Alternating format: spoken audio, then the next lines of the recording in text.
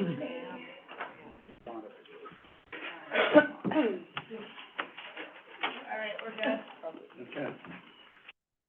Good morning, everybody. Unfortunately, we do not have a quorum again. So 2 weeks in a row, but in fairness to the public, because there were a lot of citizens I talked to this week regarding everything from property tax value increases and, some other things. I'm gonna keep the meeting public for the public to be able to hear for full disclosure. We won't be able to make any decisions here today.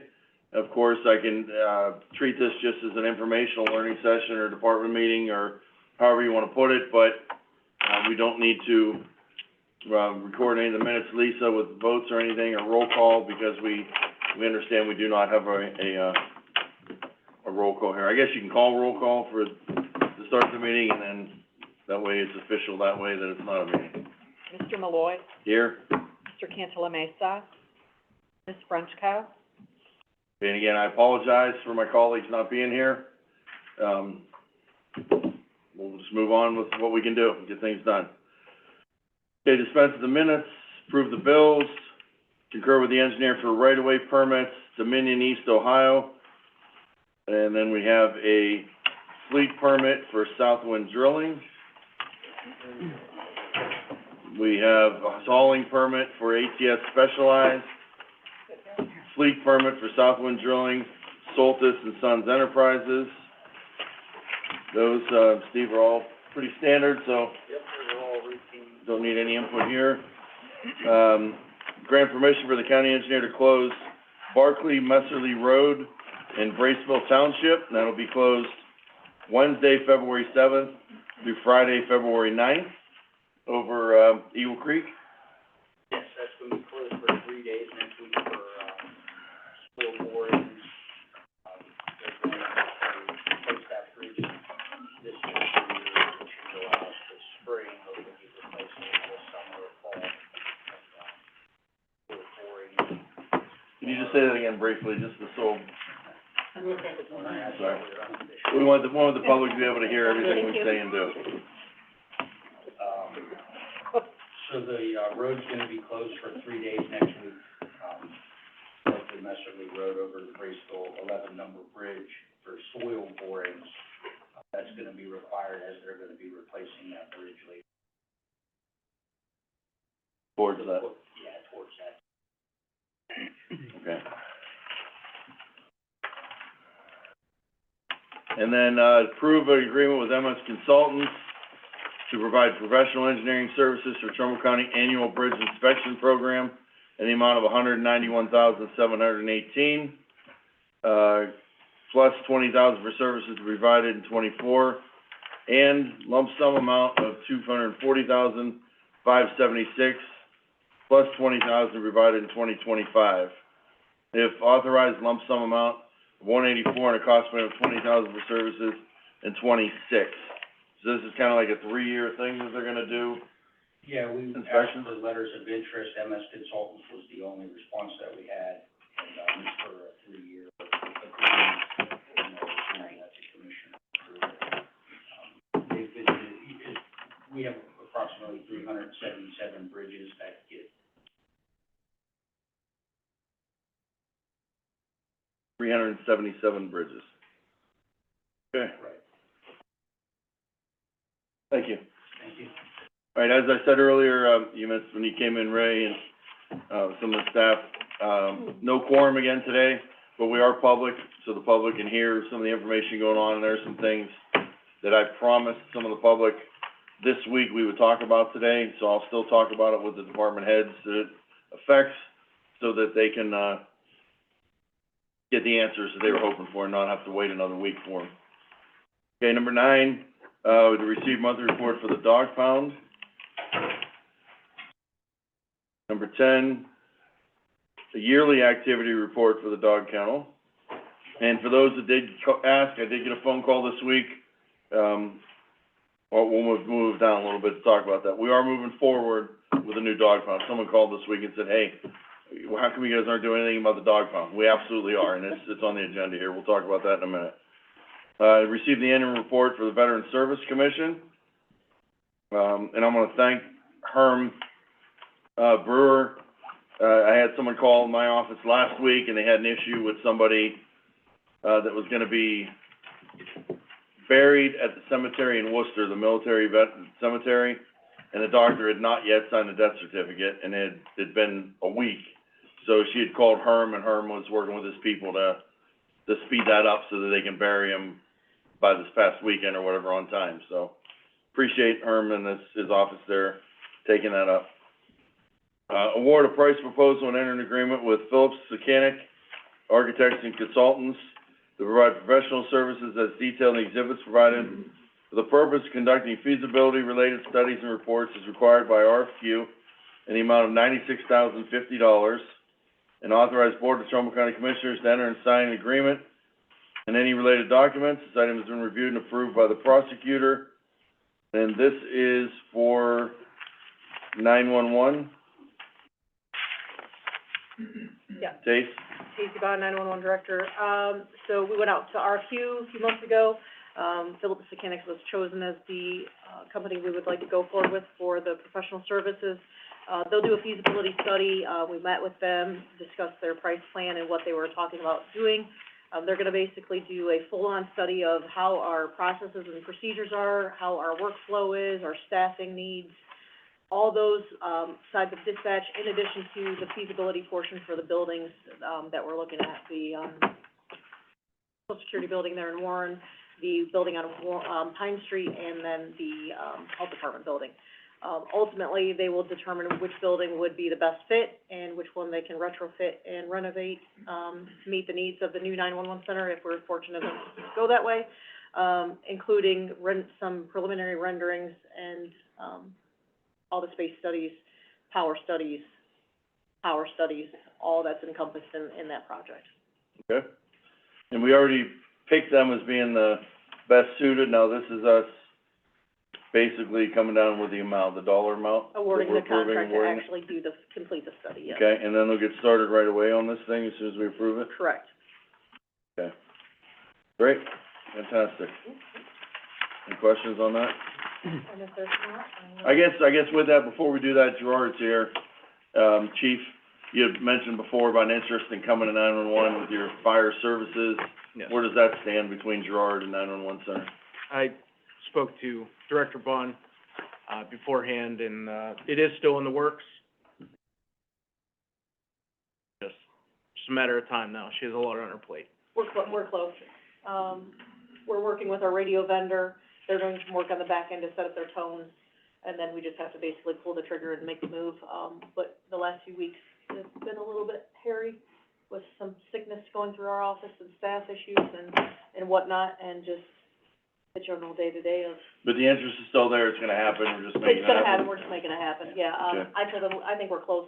We're working with Bearcom. I need to reach out to them. Actually, I reached out to them yesterday. I'm just waiting for a call back to see how close we are. And this will just be with fire for now, not fire and police, correct? What's the holdup with police? Why not both? Well- Service directors here, go ahead and Yeah, announce your name. you know, South Ponzio, Mark and I, the new mayor, just started in, January, so we haven't looked at everything yet, but I know the police chief, prefers to have the police dispatching with our PSAP there right now, so. Okay, Fully funded, I believe, they made all the necessary improvements last couple of years, so that's something that we'll see how this goes with the fire department first. I know Right. other communities have moved to 911 and had success with that and saved taxpayers a lot of money, so Right. something we can look at in the future, Dan. good. Thanks for the update, both of you. Okay, Jason, I know you had some other business to attend to, so Thank you. we still have postings that are out there for dispatches, right? We're actively taking applicants, every day of the week and twice on Sunday. We've had 2 roll in this last week. Had one that we thought we were gonna be doing a background check on, but that did not pan out like we thought it would. So, yes, we have 2 on the desk right now that we're gonna be interviewing probably this next week. Labor management currently going on with our current staff tomorrow. So working through those issues and growing pains and The new supervisor run for the hills yet, or is she hanging tight? she's still hanging tight. She's going through training. I think she's been on for about 4 or 5 days now. So she's progressing through, and, we're anxious to get that all going and hopefully Okay, good. The quicker the better. 100%. Thank you. Thank you. Okay, to enter in a memorandum of understanding between Western Reserve Transit Authority and the Board of Trumbull County Commissioners with respect to use and administration of federal grant funds to be issued by the FTA with the consent of Ohio Department of Transportation, ODOT. Yep. No, we'll do that now, sorry. Sorry. I'm already halfway into this one, so Sorry. I'm not eating my words and retracting. Okay. WRTA will provide 2 fixed routes for public transit services in Trumbull County for a period of 1 year from approximately March 24 through March 25. The FTA has issued a grant in the amount of $296,357 to fund the operation of 2 fixed bus routes in Trumbull County. They will run Monday through Friday for the purpose of providing public transit services to the general fund or general public in Trumbull County. ODOT has agreed to authorize transfer of federal flex funds necessary to facilitate the issuance of the federal grant by FTA. FTA provides that Trumbull County agrees to pay the local share funds in the amount of $296,357 pursuant to the terms and conditions of the written MOU. And then number 15 is enter into a memorandum of understanding between the Board of Commissioners and the City of Warren, where Warren will provide $148,178, and we will provide the Trumbull County Board of Commissioners $148,178, being provided to match the other half of the FTA funds through ODOT to give us the full share. And Warren City Council passed their ordinance on Wednesday, January 24th, to allow this to happen. So that was one of the things we needed to happen was, the majority of the board said we would do these 2 routes,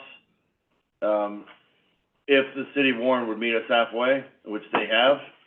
So we need to follow up on our end of the agreement tomorrow and meet our half, put it all together, and then we'll have these 2 bus routes back. And Mike, tell us which routes they are and Okay, what else I'm missing here. okay.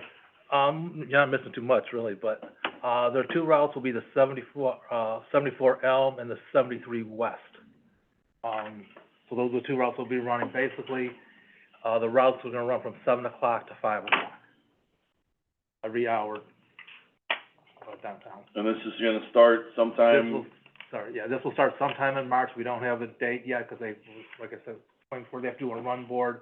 Once they do the run board, then we'll, get an exact date. So once the run board goes up, I'll know better, but run board hasn't even gone up yet. okay, and this is no additional tax to the taxpayers, nothing on a ballot, nothing to vote on. No.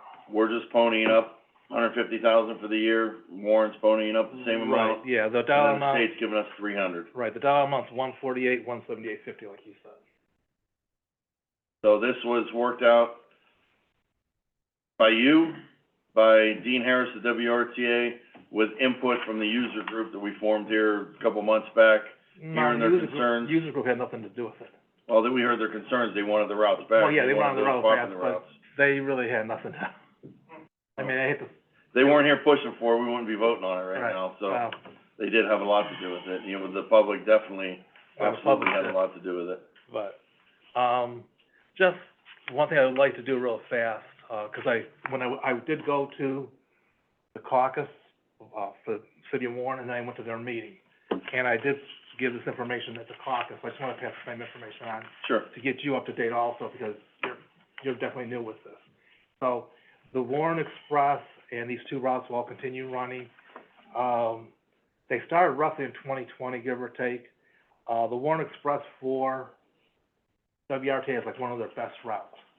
So to give you an idea how things have progressed, the Warren Express back in 2020 did 53,143 in 2020. 2021, 63,978. By 2022, 112,353 trips were done. Now, this past year, 143,154. So the Warren Express has basically doubled in 4 years. The routes that we're talking about, now granted, these were 5 routes at the time, these were the 2 best routes, doing almost 3,000, a month. So back in 2020, it was 19,579. 2021 was 23,341. By 2022, we were up to 41,268, 268 trips. By 2023, we're at 40,279. Now, that ended in September, so we're talking probably close to 60,000 trips if it would've gone all year. So that's But kind of, that's by the WRTA math thing, not unique No. users getting on riding for the day. it's not, right, it's not unique, it's just per trip. And the way it works with WRTA is they have like a laser, so as the person gets on, they cross that laser and it's counted. That's how they do the count. So every time a person gets on, it's counted. Okay. Yeah. Michael, is that for both combined? What's that? But for 74 Elm and 73 West Okay, combined? these routes here are all 5 that they did. Oh, I didn't get to break down just for those 2. I see. However, those 2 basically did close to 3,000 a month by themselves. The other ones were, in fact, we had one that was doing like 200. Okay. So these were the 2 main routes that were really, And that could be someone getting off, then getting on the other bus to take the Warren Express to the same person, right, it being could be the same counted twice person. in the same Yeah. day, Yeah. or multiple times in the Right. same day. Yeah. Okay. So I just wanted to pass that on, because that way it gets you up to speed a little bit on how we've been doing things here, because I know, because of these routes started right before COVID. So it does take time to build the routes up, that's the other thing too. So, Right. you know, we're gonna have to rebuild these routes up. And so, Well, as they become available, we'll start marketing and letting the public know they're up and running, Yeah. and hopefully they get some use. yeah, Okay, we won't see 4 or 5 buses sitting down there parked outside the square, it'll be just a couple. just a couple, yep. All right, back to Zach. Establish the creation of the Park District State Grant Funds to be known as Fund Number 982 for the use of Trumbull County Metro Parks. The Park District does not currently have a fund to separate financial records of current and future state grants received in the Park District. Yeah, Get Commissioner. the microphone, Zach. Yeah, Commissioner, this is, just real simple, Name? Zachary Smith, Executive Director for Trumbull County Metro Parks. We just wanna create a fund to separate out our state grants from our general fund money, so to keep better tracking for the state auditor and, for transparency with public as well. What's the story with the, part-time bookkeeper receptionist type thing? We're, hopefully she'll start this week, if not next week. So you did find somebody? Yep.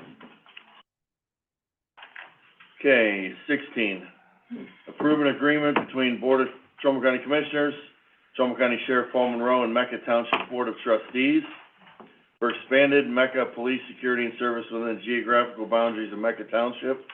Sheriff agrees to provide 1 deputy for a total of 9 hours per week. The Mecca Township Board of Trustees agrees to pay the Trumbull County Sheriff's Office the amount of $22,479 per year, due and payable on a monthly basis, which is to be effective January 1, 2024 through December 31st, 2024. Agreement is pursuant to provisions of amended Ohio Revised Code Section 31129, has been reviewed and approved by the Trumbull County Prosecutor's Office. Anthony? Major Tony Villanueva, Trumbull County Sheriff's Office. This is just a renewal of our, contract with Mecca Township, for 9 hours. This is the amount that, they came up with, we both came up with, that they can afford. Yes, it is for January 1st. I realize that, we're pushing into February right now. That's something that, I'm gonna look into, is just preparing these contracts earlier, just knowing that, sometimes, townships don't have meetings in December. So that's why they had their meeting in January, they approved it, and same thing with, number 17 on the agenda. So just renewal. 17 is Bristol Township for 12 hours per week, and that's $29,972. Bill Danzo, you've read these things over. Can you bring in the mic, please? Address is wrong on Bristol. St. Paul's. Oh, what is it? Yeah, it's You New, did a, for Bristol, that's New Yeah. Falls. Bill, do you have any problem with the contract going back to January first and paying for the services there? No, this is Bill Danso from the Trumbull County Prosecutor's Office. I don't have any legal objection to it. Practically speaking, would it be best always to have the contracts done ahead of the expiration? Yes, it would. That's probably the best practice. Practically speaking, that is not always something that is done or can be done. Rarely is that a legal issue. Most of the time, it's a practical issue. It's an issue for the board. Mainly if the board would say, look, we don't want to approve this at this point, then we've got maybe a contract that lingered on. But as far as legally speaking, if the board approves, there's no legal problem, in my opinion, with the board approving it. Even though it's retroactive, I guess you might say. Mostly with the county, the big thing is that we watch for payment, and is the payment made from the county treasury on a contract prior to the fiscal officer certificate being prepared. The auditor's office is very well aware of the processes and procedures and the different ways to process those fiscal officer certificates. So generally speaking, that's the operative thing, is that making sure we're not paying on something that was not approved, that did not have a fiscal officer certificate prepared. Okay. And Major, these are, I imagine, as you said in the last thing, to cover soft costs or vehicle, things like that, they're up 10% over previous contracts to cover that? That's correct. These two for Mecca and Bristol are included 10% to cover all costs, just outside of the basic police service. Okay. Now, just for the public too, 9 hours doesn't sound like much at all, but that is, we usually have cars up north anyway, and they do use Mecca Fire, where if they need to make copies, they need to use the restroom, if they need a place to do a report or whatever. Mecca is kind of like an outpost where we do have a presence. It isn't like we're only sending a car up there for 9 hours a week and that's it. They are getting more than their 9 hours, and same thing with Bristol. And we've been to several Bristol Township meetings. They seem to be very happy with our services. Our presence in townships have increased because of having these contracts in place. It allows us to have those substations up in those areas. Martha Yoder? Martha Yoder, Trumbull County Auditor and Farmington resident. Yeah, it's helpful to have, even with those contracts actually benefit all the townships up there because you're there. So if I have something that happens at my house while you guys are there, it's a quicker response than if they weren't up there. So And it's we got helpful. patrol units, we've got sergeants, you know, we've got multiple cars. This may not just be one car. Often a car goes, they're gonna have a backup unit somewhere close. That's correct.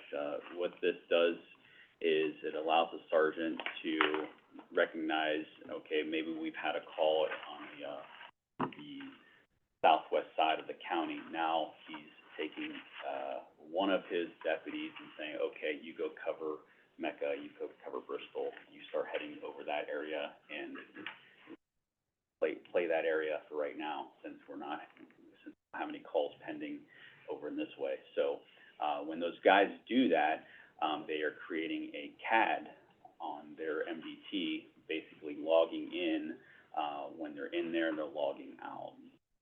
We've tried to provide the townships with that call system. It's just a lot of data there, and we explain that to them in meetings. But we are giving them a run sheet of everything that occurs for that month, how many calls were responded to, the types of calls were responded to, and they seem to be okay with that. So, Do we have, GPS units on the vehicles? yes. So they can always, if they need be, they can always prove how many hours they're in a certain area or something. Yeah, I'm not sure how the GPS works. I think that's more of a live tracking for dispatch. Again, I'm not sure. Maybe you would know, but I don't know about the dispatch side of things, so. And one thing while you're here, not to put you on the spot, but I called the sheriff about this a few weeks ago. I get a call again this week, someone complaining about the cars on Harmon being left on, and deputies go inside and the cars are still running, sometimes for 20 minutes at a time. I know it was cold the last couple of weeks, that may be an issue there of, keeping the vehicles warm, but if you could just make note of that. I know the sheriff said he was gonna notify the deputies, but I have to bring it up, 'cause someone did say something about it, that they asked who's paying for the gas out there and why the car is running with no officer in it. Yeah, I know that it's also a modem issue. It's also an issue with, their mobile radios. But we've just recently added a radio inside of the sheriff's office, so that those guys don't have to rely on their portable radios. Because that's where, those vehicles needed to stay on, is for the repeaters To repeat in back. their vehicles. So, I will address it, and I will find out, if there is a reason why they're doing that. Thank you for bringing it to my attention. Well, like I said, I just it came in from pseudo complaint type of thing, and I said I would address it with somebody, so while you're here. Thank you. Okay, number 18, authorize the Board of Commissioners clerk to advertise for 15 days for registered apiary for the 2024 apiary season. The apiary inspector will be compensated at the hourly rate of $15 an hour, reimbursed for mileage at the IRS standard mileage rate of 67 cents per mile, and the clerk of the Board of Commissioners will notify Ohio Department of Agriculture of said appointment. So, We had to, call the Department of Agriculture because Mr. Perry, who's been doing it for as long as I've been up here, he is no longer doing it. So this Okay. is what we were instructed to do. okay. So this is the first time Commissioner Human Alexandra and Stephen Jonesy Bush.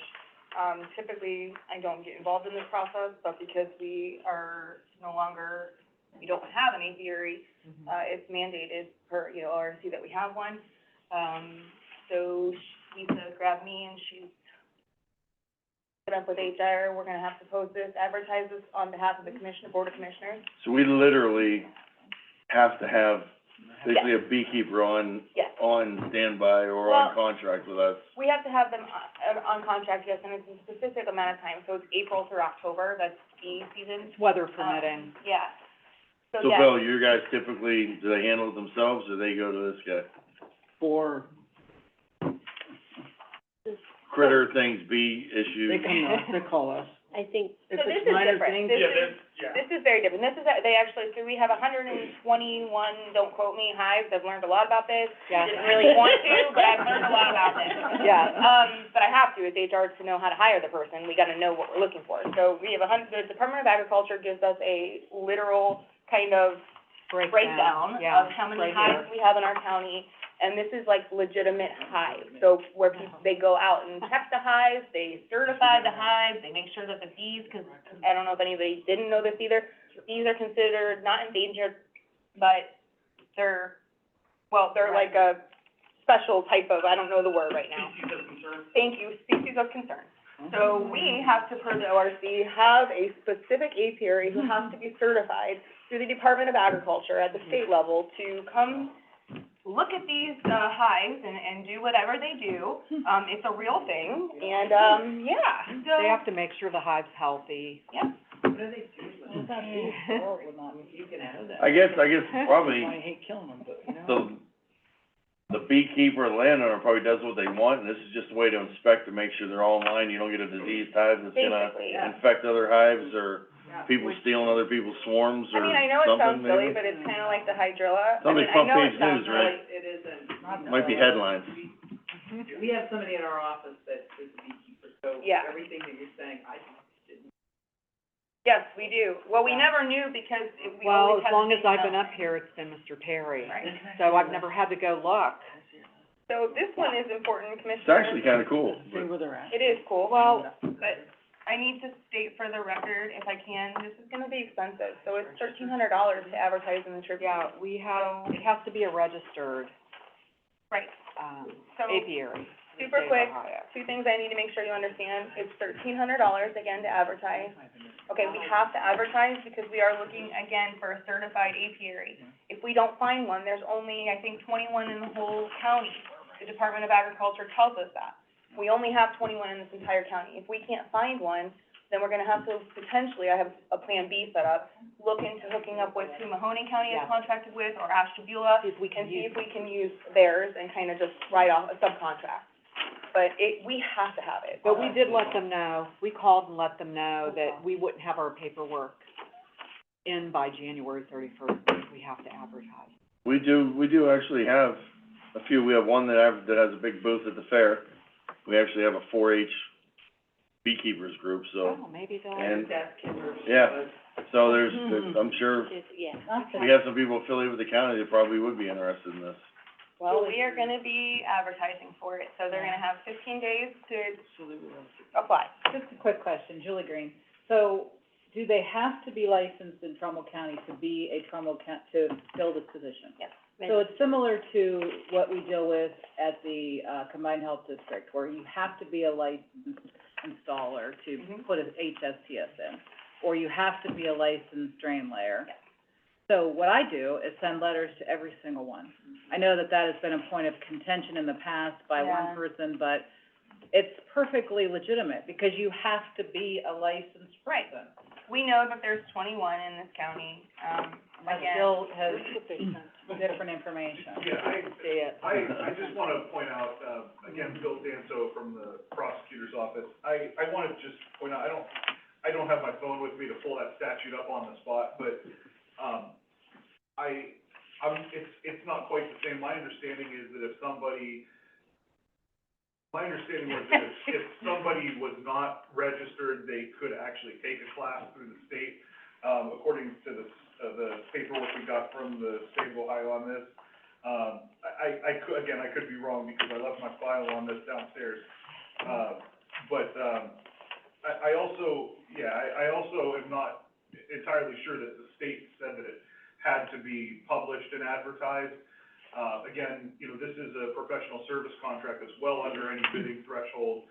So if the commissioners are uncomfortable with an advertisement for whatever reason, though it does certainly cast a wider net for people who might be interested, there may be other advertising options. I'm not sure. We could look into that if the commissioners are interested. But it is, I think it's a little bit different than the HSTS installers in the paperwork from the state that I recall seeing said that the person just would be required to take a course through the state of Ohio. But again, we're glad to review that if need be. I mean, it kinda makes sense that, Alex, could we just mail direct to those 21 people and spend $13 instead of 1,300? I can't answer that question right now. We were only given the number 21, we weren't given their names, addresses, so again, this is more of a conversation, we haven't had to do this before. I only know what the state tells me on the phone, again, this is not really something in HR's wheelhouse, but it's becoming it. So it's a work in progress. But again, if the state's willing to give us, I'm only able to tell you that there's 21 in the county. I don't know their name, I don't know their address, I don't even know who they are, I don't know if they're alive, dead, I mean, I hate to say that, but I don't know. So, and I don't know that the state, keeps, I'm not sure.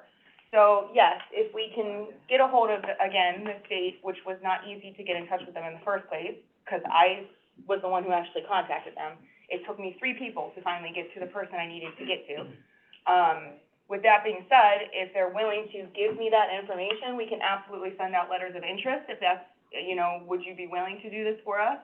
And see where that could take us. But we are also on a time crunch. We were supposed to have this turned into the state by January 31st. So that was one of my phone calls saying, there's absolutely no way we're gonna have that done for you. So they were okay with that.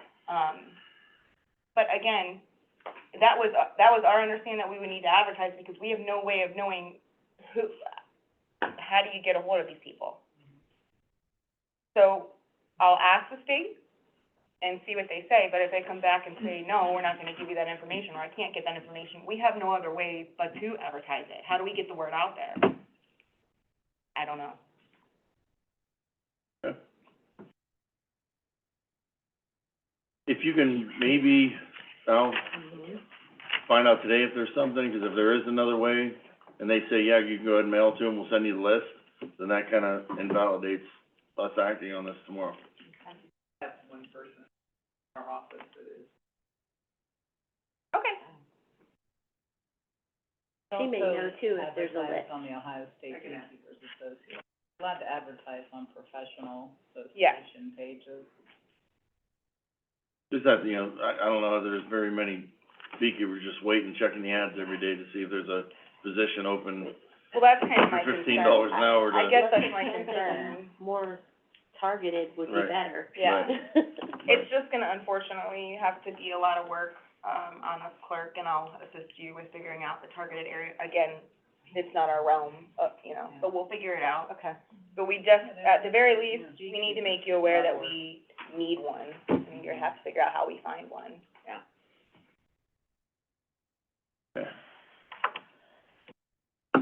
Authorize Board of Commissioners clerk to publish a legal notice for PY 2024, general public hearing for the Trumbull County Community Development Block Grant Program. Public hearing's been scheduled for Tuesday, February 13th, 2024, 6 p.m. at the Trumbull County Board of Developmental Disabilities Building located at 45 North Road in Niles. Legal notice published one time, no later than February 6th. And legal notice must be published 7 days in advance of the general hearing on the bulletin board. Julie? This is a prerequisite to applying for CDBG funding. There's a larger community development block grant program that allows us to apply for a number of different programs, including residential public infrastructure, which we assist Gary's office with, critical infrastructure, the regular allocation, which we cannot apply for this year, but will next year, and then, the CHIP, so the Community Housing Impact Preservation Grant Program. So that is the goal this year, is to hold this general public hearing to be able to apply for at least one residential public infrastructure grant, one critical infrastructure grant, and one, community housing impact preservation grant at some point during the year. And that's about it. And we appreciate EdStark allowing us to use their facility. They have a nice conference room there. How many people usually get at that? Sometimes 0, sometimes 20. That's unusual. I mean, it's just a general public hearing that's like the baseline prerequisite for being able to apply for the funding. Number 20, authorize Trumbull County Planning Commission to request price proposals from Trumbull County's licensed home sewage treatment system installers for owner-occupied qualified households to receive financial assistance through the county's HSTS Reserve Program funded through PY 2023 OEPA Water Pollution Control Loan Fund Principal Forgiveness Program. And you do a letter to all licensed installers in the county to advertise that. If they're a repeat, they still have to reapply all over again if they're already. Yeah, every time we send it out. I mean, it is a small expense, but it's cheaper than advertising. Right. Sometimes you have to advertise them, but in this case, if they're not a licensed installer, they're not able to bid on these, and so that's the rationale that we came up with in concurrence with. And they get licensed through our health The Trumbull department? County Combined Health District. Okay. So, both the Combined Health District and the Chief Building Official assist our office with putting together the technical specifications for these. We do all the income qualifications, and, we're just ready to bid out 5 more right now. 21, amend the resolution of support adopted on August 2nd, 2023, duly recorded in Journal Volume 156 for West Warren Development applications to the Rural Industrial Park Loan Program for the development area located in southwest Warren, commonly referred to as West Lawn. Amendment is necessary to change the name of West Warren Development to West Warren Property 1 LLC. This is a recommendation of Julie Green. It's actually from Nick Coggins, our Economic Development Director, and it's basically what it says, that the company benefiting from this particular program wants the name changed, because they have a new name. Okay. And we attached the, business search from the state of Ohio showing that they are actually an LLC. Gotcha. Okay, 22, accept the maintenance bond submitted by Yoho's Action Septic Tank and Supply for PY 2022, PY 2023 HSTS Reserve Program for one replacement in Warren Township. Maintenance bond issued by Erie Insurance Company, valid for 2 years. So this kind of relates back to the last thing, but this is someone that's actively doing it and not a renewal for the future, right? Right. We bid 2 out in November because we were approaching a deadline that we needed to meet. We needed to spend all of our 22 money by the end of January.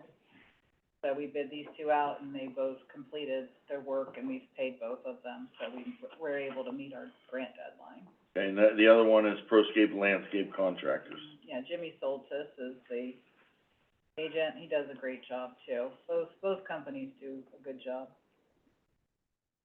But again, they're licensed by the Trumbull County Combined Health District. If they weren't performing the job correctly, then they would not get licensed.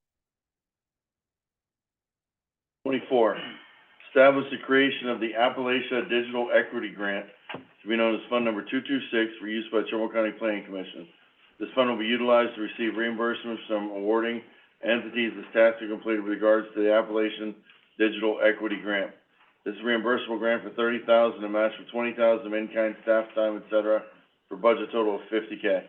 The funds are to be used to engage in the planning and completion of community connectivity plans that include 3 main sections: digital equity, infrastructure, and finance, as is necessary to bring high-speed, affordable internet devices, digital literacy, and adoption to all residents. These plans are prepared and structured to enable the subrecipient to submit BDEA application. This is Julie Green again. Is this in response to that big Appalachian grant thing that No. Eastgate just did separate? No, this is separate, but sort of similar. I'm sure they included broadband, but this is part of the ongoing broadband initiative. Nick Hoggins, the Economic Development Director, is taking the lead on. So, this is another funding source to advance the planning and preparation for making sure that our unserved and underserved areas have access to broadband. And, he's been working closely with Eastgate on this. Okay. Regional Council of Governments. To approve the selection of Baker, Bednar, Snyder, and Associates as the firm most qualified to provide professional design services for a new Trumbull County dog pound, and authorize Bill Hart, Trumbull County Building and Operations Manager, to enter into contract negotiations with this firm in accordance with ORC 15369B. Bill? Commissioners, Bill Hart, Trumbull County Maintenance. This is the second to the last step to hire this firm to start the design process of the dog pound. The property legality end is, just finished up with the tax map department in Auditor Yoder's office. So the next step would be going to the auditor's office for the property inquiring part of it, and then it would go to recorders. So, with hiring Baker Bednar is the second to the last of the golden shovel. So, get them hired, get the design build, and then we break ground. And then Gary has the golden shovel. Who we hit? Martha Yoder? Martha Yoder, Trumbull County Auditor. I just wanna, because we're not yet, because we're still doing the negotiations. I know that the question is, where's the money going to come from to pay them, once we establish that. There is, just wanna remind the commissioners, there's $209,000 that was donated last year by the estate of Mr. Quiggle, so we kind of have that as our seed money to start this process, so that the money to pay for, the design will come from that fund. We had put that in a donation fund, so that will be where it comes from. I know that's gonna be a question, how are we paying for this? We have that seed money. I don't wanna speak too much, for, the dog warden, Goss, but, once we have a plan in place, once we have that design, we're also gonna work at getting donations from the community so that it will lessen the impact from county funds.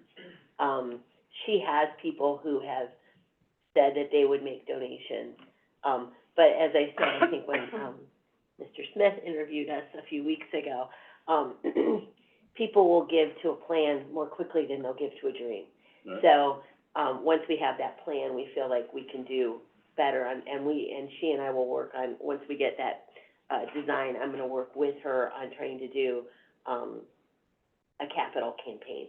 Right, and I think we need, as I brought up at a past meeting, like they do at many fair boards, I mean, naming rights of the building, even this Oh, Mr. Quiggle here with a $200,000 Yeah, donation, we absolutely need to have a meeting room, a wing, or something named after him. But there are people in the community, I think, that if we offered in programs, naming different things or whatever, we can get bigger donations. Michelle and I have even batted around some ideas of, similar to Women's Park, where they have the bricks, making donations for, and, you know, having a brick with like your, you know, a loved one's name on it, or a pet that's deceased, something like that, so everybody can feel a big part of it. We have a lot of good ideas, but this is the next step, and I'm really excited about it.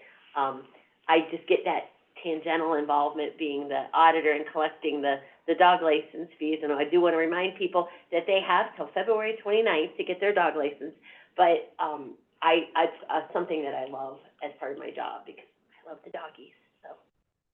In my other career, we have a Tree of Life thing in our main lobby, and people could buy leaves on the tree, they can buy the rock, they can buy different parts of the branches of the tree, and I think they raise like $450,000 off of that by people at $1,000 at a time, or $5,000, where they can buy whatever and you engrave their name on it and you put it on the big wall on the placard, and it's pretty cool. People are very generous when it comes to animals. They Absolutely. just are. And the Voices of the Trumbull County town has done what did we say, 80 or 90? It was close to 100,000 in 23 that they raised for our pound. So if people are willing to donate for that, I can't see us having a lot of trouble raising money for this. Okay. 26 is an ARPA thing for, Mineral Ridge Historical Society, and she went ahead and approved $20,000, one of the smaller ones. And then number 27 is to go along with that $20,000 for Mineral Ridge Historical Society, and that is, improve green space and a memorial to Weathersfield Township Park Grounds. And Martha? Yeah, just to piggyback on that, it's a historical walkway memorial to black band ore and coal mining in Mineral Ridge. So that's what that's for. Yeah. And if anybody was at the fair this year, they saw the coal mine exhibit, if they went in there, and that was a rich, deep history in Trumbull County, of coal. And I actually watched the show the other day on channel, whatever it was, with that Finding Your Roots with that Dr. Gates or whatever, I don't know if anybody saw that on PBS, but they had Ed O'Neill, you know, from Modern Family and Al Bundy, and they showed his family came from Ireland to Youngstown area in 1850 to mine coal. So the coal was a big thing of our whole history in Mahoning Valley, and, it was kinda cool to see that. That was actually a really good episode. It was a really good episode, and, it was just on this last week. You probably can still get it on DVR, but he was 100% Irish, potato famine, and all his roots 100% were in Youngstown area, and it's kinda cool. Where was this show on? It's on PBS, on Okay. public television. You can get it. I watch PBS, quite a And few you can shows. get it What's the through the name of it? PBS, it's Finding Your Roots. They do DNA Finding tests, Your and they Roots. do a Okay. genealogical study of you, and they go on your past, and they go back generations and do it with celebrities. Okay. This one was Sammy Hagar, the musician, and Ed O'Neill. And Okay. they showed how they did the process, and it was really cool. All right, okay. Yeah, he was not a Hagar, right? Right, yes. You watched that too. His great-great-grandmother was a little, busy.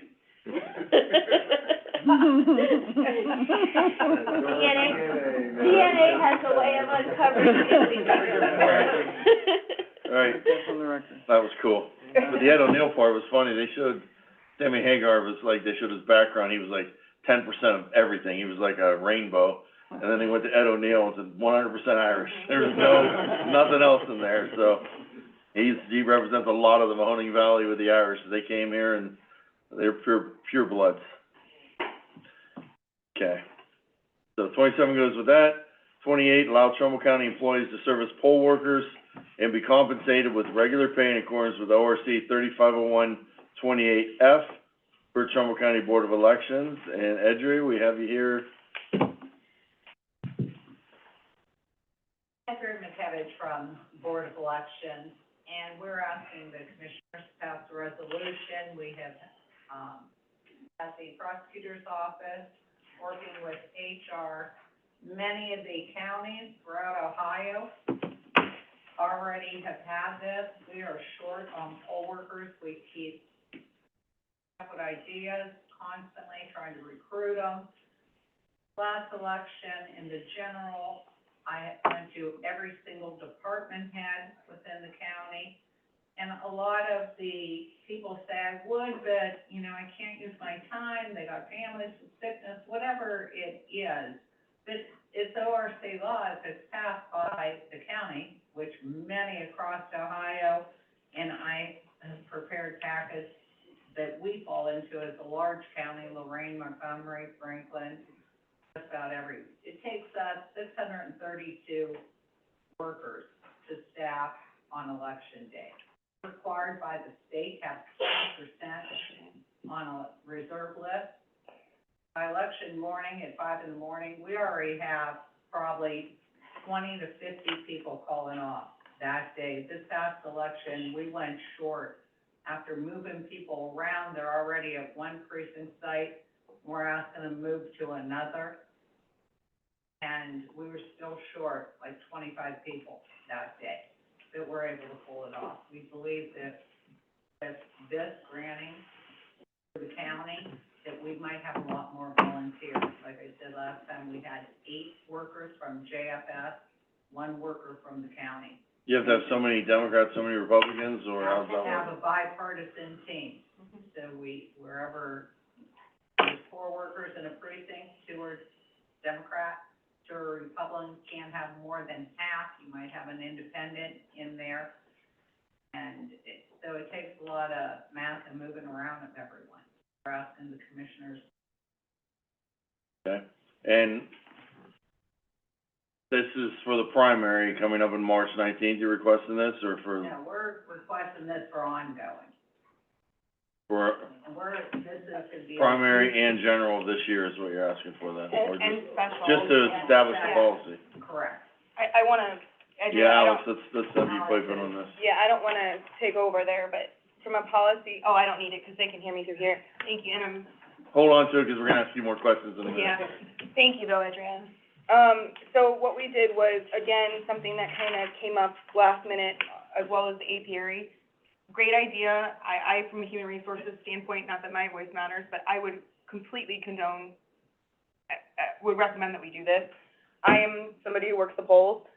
This last time, and I'm gonna be a little personal here, this last time, I'm trying to save my sick time, because I'm, potentially looking at having a little bit of a break that I need for a while. And I chose not to work the polls this last time because of how much time I have had to take off. I've worked the polls religiously in my precinct for the past 3-4 years. But I had to choose between whether I save my time and come to work, obviously, or go work the polls. We are public servants, and I really do think that it's our civil duty, across the board to do this. But not only that, but the ORC supports us in that. With that being said, Edria did do her work. Mahoning, Lucas, Lorraine, Cuyahoga, Franklin, you name it, they all have this policy in place. What it would take is a resolution from the Board of Commissioners agreeing to do that. And then subsequent to that, HR would create a policy, which I've already created a draft policy, that specifically dictates how we can do this fairly and across the board. So basically, obviously, the employer would have to be, or the employee would have to be registered voter of Trumbull County. This is only for Trumbull County, polling. We have to dictate that, because people will try to say, can I go be a poll worker? And I know it sounds weird, but people do things. Well, I have several that was out of county. Right, so So- this would just be for right. Trumbull County. That's why we dictate that. So Trumbull County resident, registered voter in Trumbull County. Working the Trumbull County poll. That's very important. Prior to contacting the Board of Elections, I want to keep this in mind. We leave this open-ended, so that way a supervisor can deny a person based off of operational needs. That's important. Let's say, we have one department, bills, I'm just gonna use him as an example. you only have so many maintenance workers. He has all 7 say, I wanna go work the polls, and I'm registered to work the polls. He has the right, based off of a first come, first serve, okay? Whoever asks first can work the polls, so Wait a one, minute, that's when we need to establish that. Is it's it all gonna in be here. whoever asks first, or is It's it in gonna be union preference, No. union seniority? First come, first serve, it's all in here. You can read through this. It's for bargaining and non-bargaining. I don't condone, again, doing things for some and not for others. If we're gonna do it, I think that we should do it unanimously across the board. It's all spelled out in here, how they would request the leave. You can read through all of this. The employee supervisor or manager reserves the right to reject an application for poll worker based on operational need.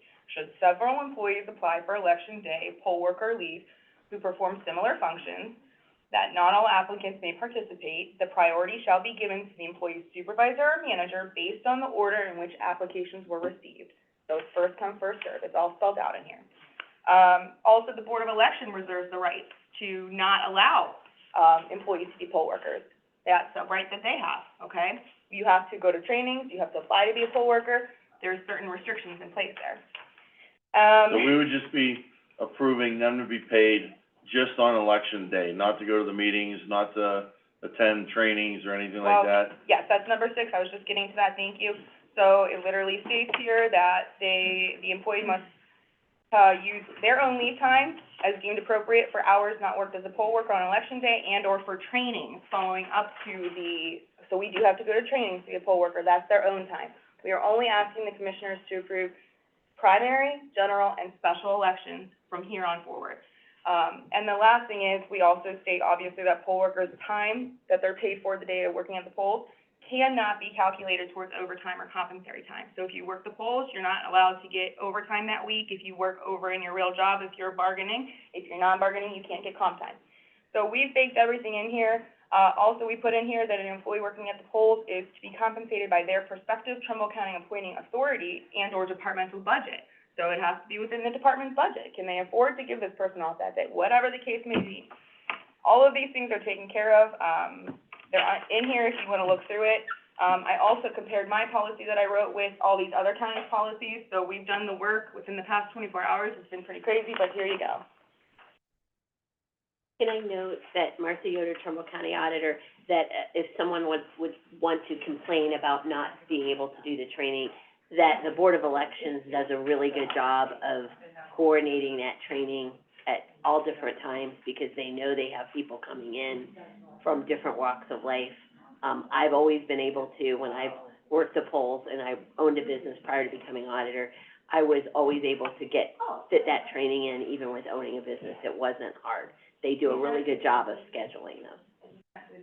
So it can be done outside of a person's work hours really easily. Alex, somebody that gets like shift differential, works midnight at 911, but they decide to be a poll worker instead, and it's not on their shift, it's during the day, they're gonna be paid the regular thing, not the shift differential, or how does that work? We're not gonna pay hazard duty pay. We're not gonna pay, all these extra things that are baked into hours.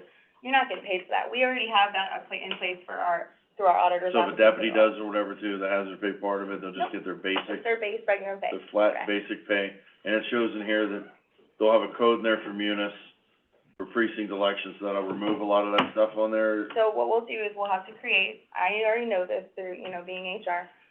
I'll work with the auditor's office, I'll work with Kim and Penny and payroll, that's what I do. So similar would be jury duty. So we have a special code for jury duty pay.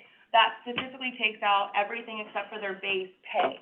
So that's what I mean by that code, that's why I baked that in there. So what we'll do is we'll create that. There'll be, like I said, no hazard pay, no additional kind of, some of our departments have wastewater license fee, extra pay, certification pay. You don't get any of that. It is your base hourly rate if you're bargaining, and it's base salary rate if you're non-bargaining. Okay, well, let me wanna ask a question, we always make a point, and we have policies, keeping partisan politics out of the county workplace. What do you do if an overwhelming number of Democrats do it, and they don't need any more Democrats, they need Republicans, so you step over 3 or 4 Democrats that asked for it first, and then a Republican gets it because they're already full on Democrats, and how do you work that within the office if someone says, Well, that's actually. or someone says, hey, I'm voting Republican this year, Sure. so I wanna be a Republican judge, cause I'm pulling Republican That would ballots. actually fall under number 5, which would be the Board of Elections' right to reserve or refuse to place an employee with prior approval. So they go through preemptively and decide how many they know, which Democrat, which Republican's gonna be. But go ahead, Adrienne, you can speak to that. That's always under ORC law too. It has to be, they have to be registered at the time we accept them. And it is up to us that we have a bipartisan team, and we explain that to everyone being a poll worker. All their trainings that they're coming to, we have it set up. There's nightly trainings, there's trainings throughout the day that they could take, and they know the ones that have done this for us come on their lunch hour, and if they have to take an extra half hour, they're taking it with their pay. They know that. We try to get them in and out. We try to accommodate them as much as we can. The night trainings start at 5:30. There's no reason why anything should interfere with their job duties in this day. I've just came from a conference down with the Secretary of State's office. Anyone I spoke to in administration told me they never have a problem with this. They can't believe that we haven't been utilizing this with our county. And so it does come on us, and there's times where we do have more of one-sided partisan, and we tell them we can't use this. We just had to change, all of our precinct judges because of the governor's elections. And again, it goes back to ORC, who, has the highest amount of votes. It used to be Democratic. We now have only 11 precincts in all of Trumbull County. We had to use Republicans, so we've had judges that have, presiding judges, been in charge for the last 20 years and told them, we can't use you anymore. You have to, there's different positions within the precincts that we fill. So that comes on us, you know, we try to place as many, and also we have to keep that reserve list. And by 5 in the morning, we're all making phone calls trying to get other people people call off sick, people call off for whatever reason. And we have policies. You refuse to go where we place you, we're not paying you for your training, because that's part of it. We can't have, and if it would be a county employee that would refuse, they wouldn't get paid, they'd have to use their time if they didn't go to work. So, like I said, I really did some research here and found out Mahoney County, Lorraine, Montgomery, everyone had nothing but positive relations with the counties that are doing. What are the negatives? Any negatives, feedback you got from Columbus? We need as many poll workers and train them as we could get them. Right now, like I said, 632 just to be fully staffed. And we've been working on this since the last election, just shy over 300. Bill Hart, Trumbull County Maintenance. Alex, would there be a sign-off sheet for those employees or staff members that want to volunteer or do their poll stations with the instructions that they know that they're not gonna get all the other extra incentives? So when they sign off on that paper, they're not gonna say, hey, I worked 8 hours over, I want overtime. We get a sign-off sheet for those employees that will... Well, you don't need a sign-off sheet because it's in your policy. This policy will be shared, it will be implemented into our policy and procedures manual. So therefore, Just making sure. yeah, I don't need them to sign off, read your policy and procedures So are we manual. voting on this policy tomorrow too, or? Well, I did this preemptive, again, this all came out within the last, I think, Andrea, we've been working on this the last 24 hours, between this and the apiary. I wasn't necessarily prepared for these things to happen, but they happen, and that's what life is here, right? 'Cause these are questions that may come up tomorrow, and if we don't have the policy in place, how do we vote on something to say, well, we're gonna deal with that with the policy next week or another time? So, really, And we're like 50 days away from the election, right? So we're gonna need, Less than that. And Less than Commissioner, that? here's the packet with a lot of the other counties that I printed out, and I did send them to you, but there were more since then. But our prosecutor and, your staff, Alex, Lisa, really went for this with a fine-tooth comb. So to answer your question, the way we had originally done it was, I wasn't gonna go out of my way, no offense, to create a policy that wasn't approved. So that was how we wrote it, was you guys really need to make a decision as a board on what you wanna do. And then we would make a policy. However, I've stayed up and actually created the policy, so we have it now. I just handed it to you. I brought other copies for the other commissioners. But of course, as you know, we can't decide on this thing today with I just one understand. person, and it'll have to be something to be discussed at a future time. So we technically could change the special note that says we gave them the policy to go with it, if we choose. Lisa, you and I can talk about Yeah, that. yeah. Bill Danza, what do you think of this microphone? I guess, I mean, I think it's permitted under the revised code. It's a question like Alex said, it's a question of whether you guys want to adopt it or not. It's permissible, there's an authority to create the policy, and, it's just a matter for the board's decision-making now. Yeah, Adria, the primary is March 19th, right? March 19th. When can they start early voting? Let's talk about just election They stuff. start early voting in February. We're not gonna use poll workers for early voting. This Okay. is specifically for election day. Okay, so, and then we're looking specifically right now, March 19th is the day. They need people signed up and trained before that date. And then the general election in November is November, November, Tuesday. It changes, yeah, every. Oh, my God, that's terrible. But, The first Tuesday of After November. the first Monday. Monday. So it's, Okay. or Monday, excuse me, Tuesday. So- Monday? First Tuesday after the Yeah. first Monday. First Tuesday after the. The 12th. so there'll be a sign up for the first one, then a sign up possibly for the second one. Doesn't necessarily mean it's the same people do it throughout the year or anything. We'll have to do individual sign ups in the departments for the next upcoming one coming up. And, like I said, you have on record who's Democrat, who's Republican, or whatever, so you know you're gonna base it off of that, although Absolutely. we're an open Yeah. primary state where people can come in and pick any ballot they want on March 19th, We right? cannot do that. What do you mean? They can do that I for, mean, they can do that, they to can vote. vote however they want, Right. and they can affiliate themselves for the next election, but it's already set. All right, for the poll workers, yes. Correct. But the general public can still come in and say, give me a Republican ballot, even if they've been a Democrat their whole life, and they can get a Republican ballot on That's at any election time, at day. any primary election. Okay. They don't have to go and register in advance and say, hey, I wanna Can't change do to do that. this or that. You Okay. only affiliate yourself by how you vote in a primary election. Okay, but for the judging purposes, they're gonna go by your last primary you voted in, and Correct. that's what you are. Okay. Correct, that's how we got. And then I wanna make one more thing clear, because I don't wanna give the department heads the wrong perception. It's not a sign-up sheet, so, thank you, Adria, yeah, so we're not going around department to department saying, here you go, sign up, so we know who wants to work. Adria already has, through her department, through her office, that list is already made of who's so I, on my own time, went out to their department, on my own time off, went and registered to be a poll worker. This is something that the employees do preemptively. They have a list of who they can pick and pull from. We're not going around trying to, I don't wanna say this the wrong way, but I don't want employees to get the perception of, of course, we're advocating that you do it if you are, but we're not trying to go around and say, please miss work so you can be a poll worker. Like, we're not soliciting. No, but when the public hears it, there's gonna be someone sitting there on some department saying, holy cow, I can do that? Yeah, I I mean, wanna do that. I'm sure there will be, but we're not gonna be passing around a sign-out sheet, so to speak. They have to do this this is something they do on their own. They've already registered through the Board of Elections, and all that's on their own time.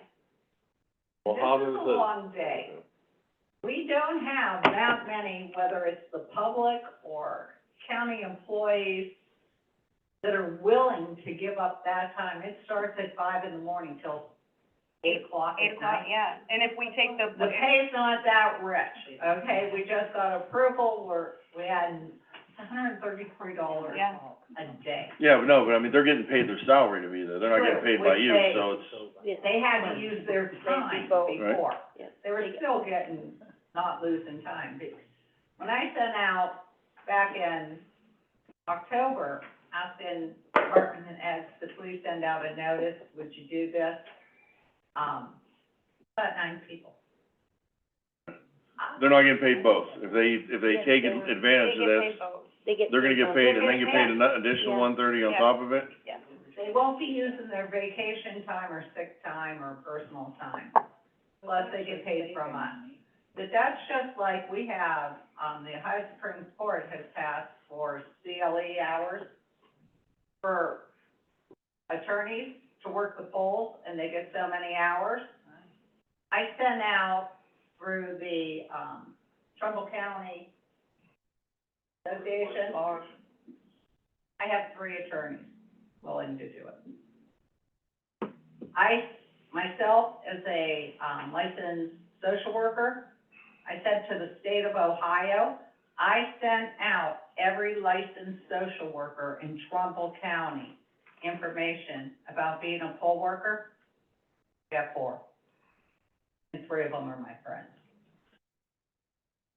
You know, You said you sent it out to the county? for every licensed attorney and social worker. No, the And department head. I sent out last election, and, JFS, and John Gargano sent out a notice, email requesting, they go through us, they don't go through there. And, like I said, I got 8. We have 1, But if they're getting their full pay and an additional 133, I think there'd be a lot of JFS people would say, sign no, me they had to take their own time. Prior to this policy. Right, I'm talking now, though. Yeah, that's the point of trying to get this Yeah. passed, You're actually is gonna save to money, provide some incentive. Yeah. right? You won't have to pay them twice. Well, that's what she just said they would. Still, They're the getting paid county, We're still paying them twice. So they're getting paid twice, they'll get an extra 133 on top of it, They're right? getting basically, what they're getting is a little extra leave, because they're not having to, as Alex stated, she didn't volunteer this last time because she knows she's gonna have to use some sick time, so she saved it. So, and there's people that don't wanna spend that, you know, they've got it, they've got plans, they've got things they wanna do, they don't wanna give up their vacation time just to work the polls, and it's what is it now, $133? $133, and we're talking about a, how many hour day now? Yeah, but they're getting paid their regular salary too, Martha. No, but I'm That day. talking, but I'm talking about when I'm talking about prior to this. Right, Okay? right, we're talking now. Yeah, so if somebody back in November said, $133, and I don't get and I have to do this on my own time, I don't get paid to take that day off, it's not there's no incentive there, right? Somebody's making $20 an hour for an 8-hour day, that's still more than what they were getting paid, they're getting paid by the Board of Elections, right? So this is to help offset that and make it a little, give some incentive to people. Gary Newbrow, sanitary engineer. Now, on the pay that comes from the county, is it just based on an 8-hour day? Yeah. That's it. Okay, all right, Right. so even though they Right. spend 15 hours at the So Board of basically, Elections, it's basically they're only saying, gonna get Yeah, I 8 think hours we're of pay from yeah. the Plus department. the 133 Plus from the the Board of yeah. Elections. Okay, I all right. think we're getting this really confused. Okay, along all with- right. We're not saving money, we're not losing money. I gotta make sure we're understanding this. Before, the employee had to take vacation, sick, personal, whatever the Right, case yeah, may be. I get all that. The county was still paying them for Yeah. that day in lieu of their benefits of time off. So we're Right. not saving money, we're not losing money, we're not, it's actually, like, it's just kind of a incentivized version. So, for example, I'll use myself, because I did it for so many years. I take my vacation time, the county's still paying me at my salaried rate for the day off, okay? Because I'm using my time. I then go work the polls 14 hours, and I get paid my 125 it was at the time, or whatever it was, okay? That money comes to me, and so, yes, you're getting paid by the county that day technically, because you're using your own time. Right. And you're getting paid by the Board of Elections. But it's based on an 8-hour day. But it's based on an 8-hour day, that's Okay, correct. So alright. now, what we're saying is, instead of them using their vacation, sick, personal, whatever, compensatory It'll be time, like jury whatever. duty. It's like jury duty, exactly, which is why we put that code in there, so people understand it's Okay. basically a jury duty. Now, the only way it's not the same as jury duty is, and I wanna be very clear here, because I think we're all getting a little bit confused. Jury duty, the employee has to bring that check back, okay, to Trumbull County. We pay it into the auditor's office. Now, granted, jury duty is a check for $28 to $33 most of the time, okay? That's the only difference. We are not taking their check back. It's Okay. their money, they worked 14 hours, okay? So that's, am I making Yeah, but I'm just thinking it through, 'cause there will be some people saying, oh, these county employees, you're letting them double dip, you're paying them to not go to work, and they're getting paid on top of it. And Commissioner, that's why it's up to the board. I'm gonna state that again, very loud and clear. We can give you tons of data showing how many other counties do it. I mean, I wouldn't recommend it if other counties weren't doing it, but they are, and they're doing it successfully. It's passed by the.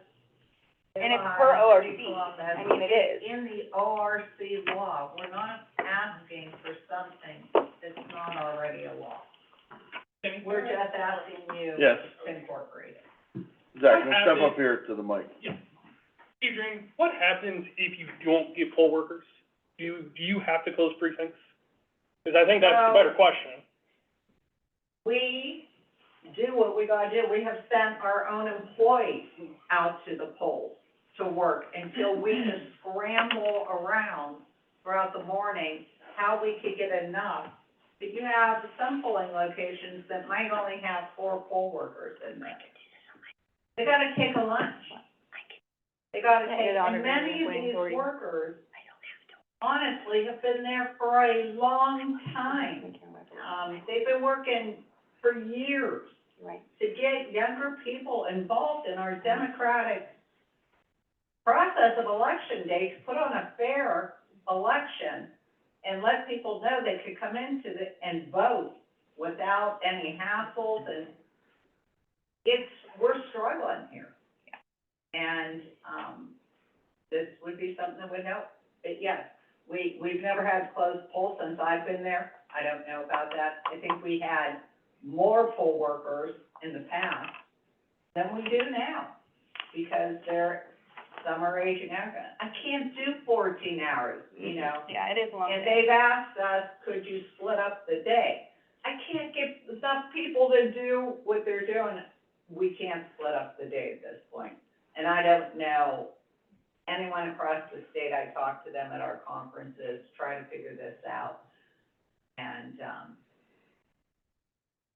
no one's come up with that idea yet in schedule. And we're not as large as Franklin County, Cuyahoga County, but we are considered a larger. Yeah, I mean, Yeah. Right. pretty large. 13 out of 88. Yeah. Martha? Just as far as large counties, it's like over 200,000, and we are 201,977. So, we are a large county. I noted in the, agenda item that it says that the county employee's appointing authority may permit leave. So that means that those of us who are elected officials can establish this policy for ourselves outside of the commissioners, and, I'll just commit to doing that. Thank you very much. I just wanna be clear on that, I'm not sure that's actually the case. Is it? Okay. I think I wasn't the one who did the research on this, but my recollection is that the overarching approval needs to be made by the Board of Commissioners. I think appointing authorities may have some discretion in how they operate within their department once the commissioners make. All right. I'd double check on that, Sure. double check. That's fine. I think that's how that works. I do believe he's correct, Okay. from reading everyone else. So if we give the okay, then the department heads can decide whether they wanna allow their employees or not. The appointing, Exactly. appointing authority. And how many, and which ones, you know, I was, and Alex knows, over at JFS in charge of adult protective. I wanna tell you, I wouldn't have been able to go. We have only 4, we might not be allowed. So that could be up to that department head or director or whatever. As far as the registration and what we need, if we get 30 people from, now we use JFS because they're larger, to come to us, I'm looking. and I tell one, well, I need you up in Mesopotamia, and they say, I'm not going way up there. Yeah. I'm not gonna use them. Or if I have, again, partisan, more Republicans or Dems than the other, I can't use them. I have to go by the Ohio Revised Code.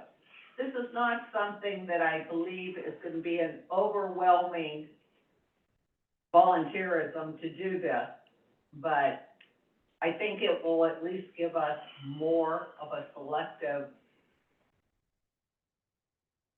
you know, to fill these positions. So my last statement on this, and at this point, it will be up to the board, but I do wanna, again, going back to what I think Commissioner Malloy's concern was about everybody wanting to maybe do it at one time. Edria, again, and their office has the ultimate say of who they need and where. You only need one and one Democrat, one Republican per precinct, well, 4, but you know what I mean. So, that's a very valid point she makes, too. I have worked the polls with people who are, no offense, but bitching and complaining, because we have to pull them to go to Mesopotamia, to Vernon, to wherever. This is not employee's choice. I wanna be at this precinct doing this. That's where I wanna be very clear. How do you pick who goes where? Try to keep everyone by their home voting location. But if we can't do that, then we move, that's our decision and how we staff that. So that's up to us. We do try to accommodate people, but it gets to a point, you can't. We need someone, we already have people calling off for this election that's already set in place. So now I gotta fill that position with that party, with who I gotta get there. But it takes time, but that's ultimately our decision. We do try to accommodate everyone we could by keeping them, if someone's from Girard, I try to keep them in Girard, not move them all the way to Bristol or whatever. And then, if we do need someone in Liberty, I look at the Girard people first. We try to look at all the angles around it.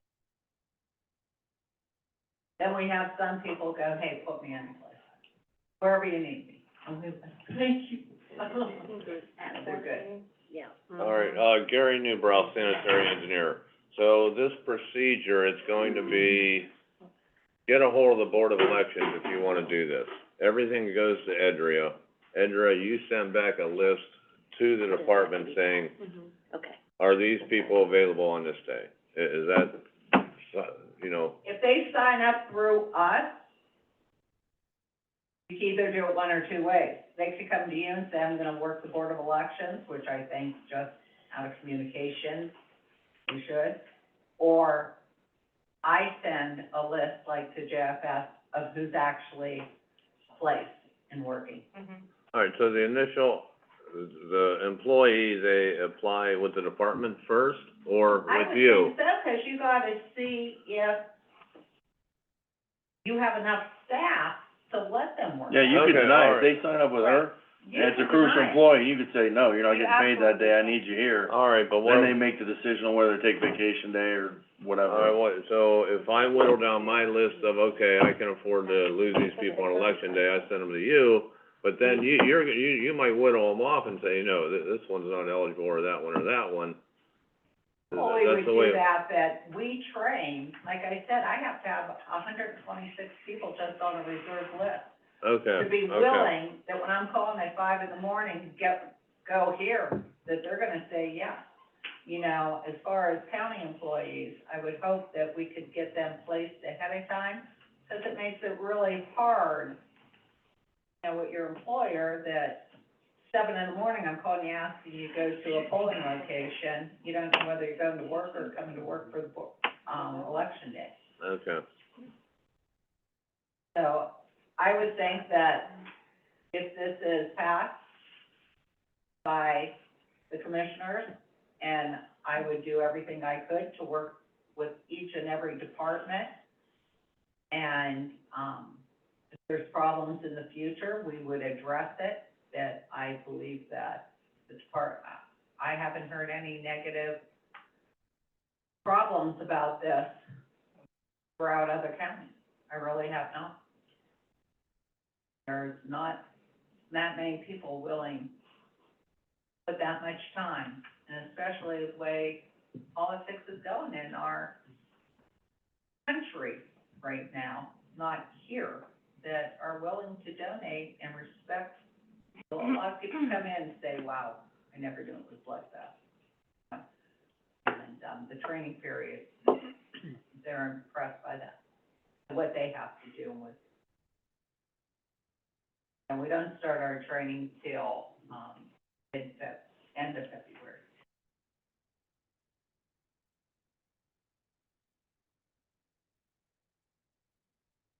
They get paid for training too, $25. Any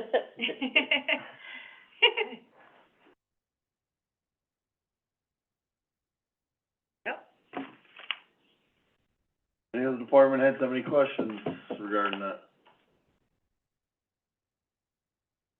I think there'll be, if we pass this, I think there'll be a lot of people wanting to sign up. In my opinion, I know you said it hasn't happened before, but if they're getting paid and they're getting additional pay, I mean, I know there's people in different departments that work any bit of overtime they get, and even if they gotta work a few more hours to get that extra 25 and then 133 on top of it, I think there's gonna be more problems of, You're not gonna get that.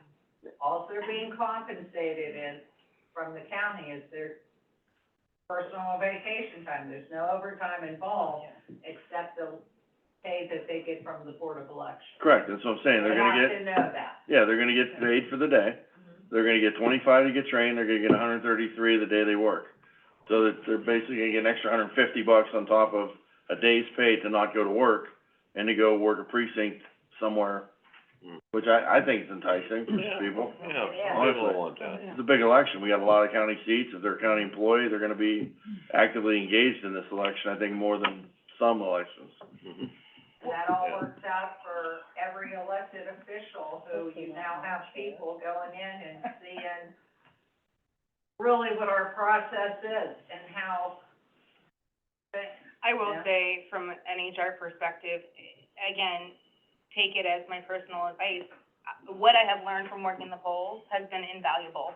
I've learned how our system works. I've learned how to interact with people in a public service role, which I do every day. You're literally interacting with the public, handing them their ballots, having conversations with them.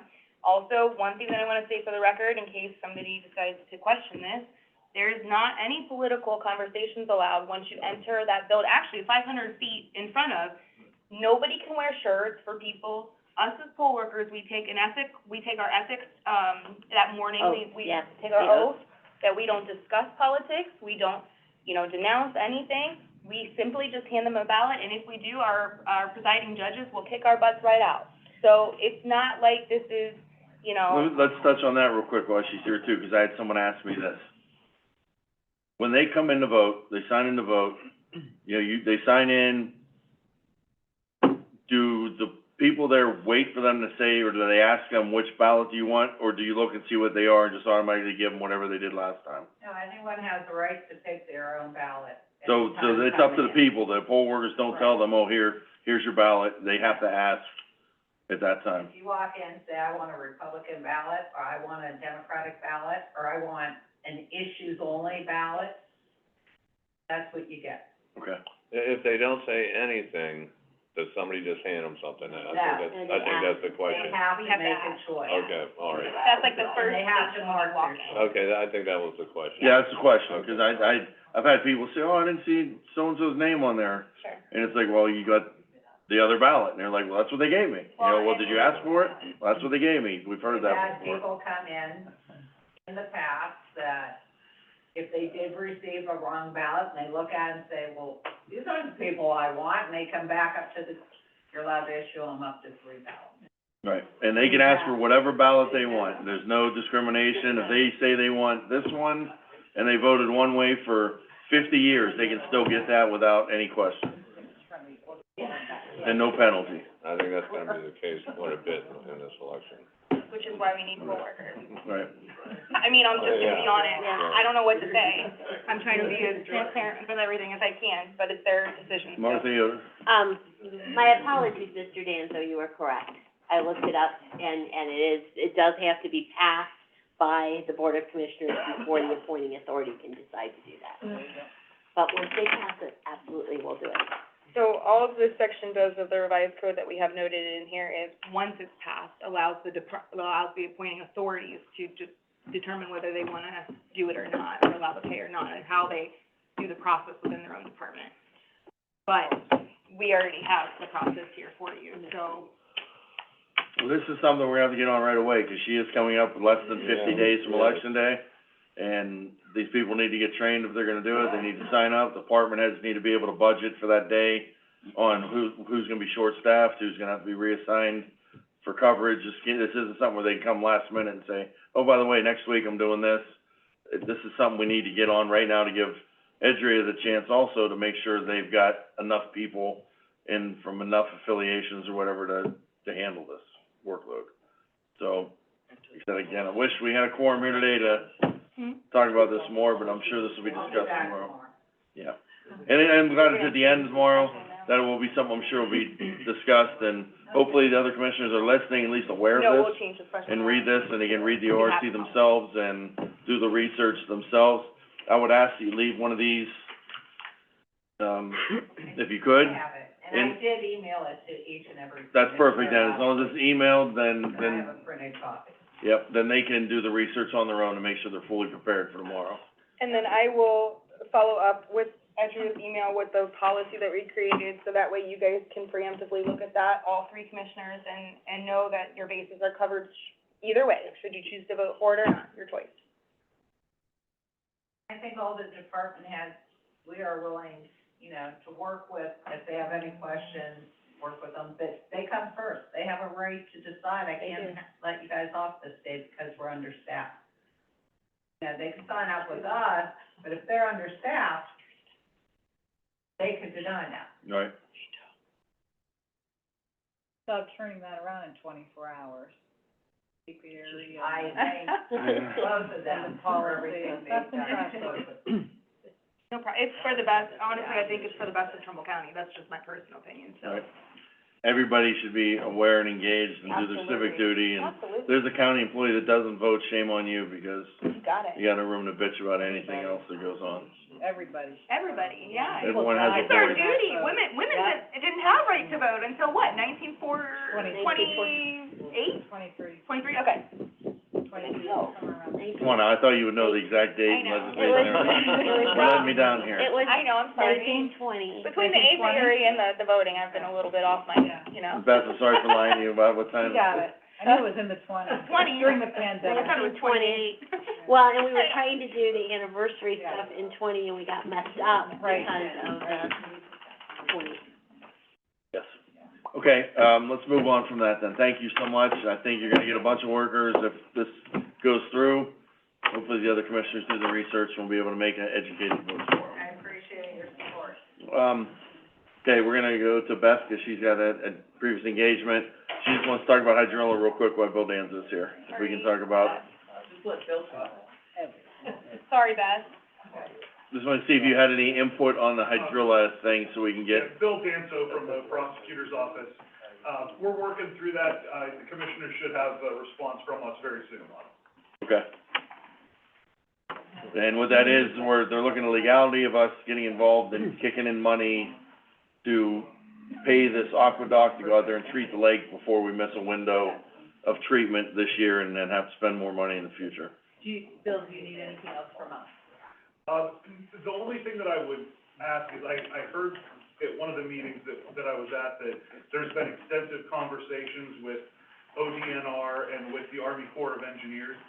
I'd appreciate any contact, for the specific contact that you guys have had with, I guess, a specific individual from there that I could reach out to. Yeah. I haven't received that. I don't think it's part of the documents that I've seen, because my understanding is it's the Pittsburgh branch of the Army Corps Yes. that's handling this. And there is a coordinator there in the Pittsburgh district, she'll get you the phone number for it. Yeah, that's great. Any of that more individualized contact would be great, so that it's not gonna, hopefully it gives me one point of contact rather than, just trying to search for something. No, he's the guy for that, she'll give you the ODNR contact and also give him the Metro Parks contact. Right, I'll give you the Pittsburgh contact, our local contact with Army Corps, I will give you the local state park contact, and then the regional ODNR that's responsible for the state parks in this region.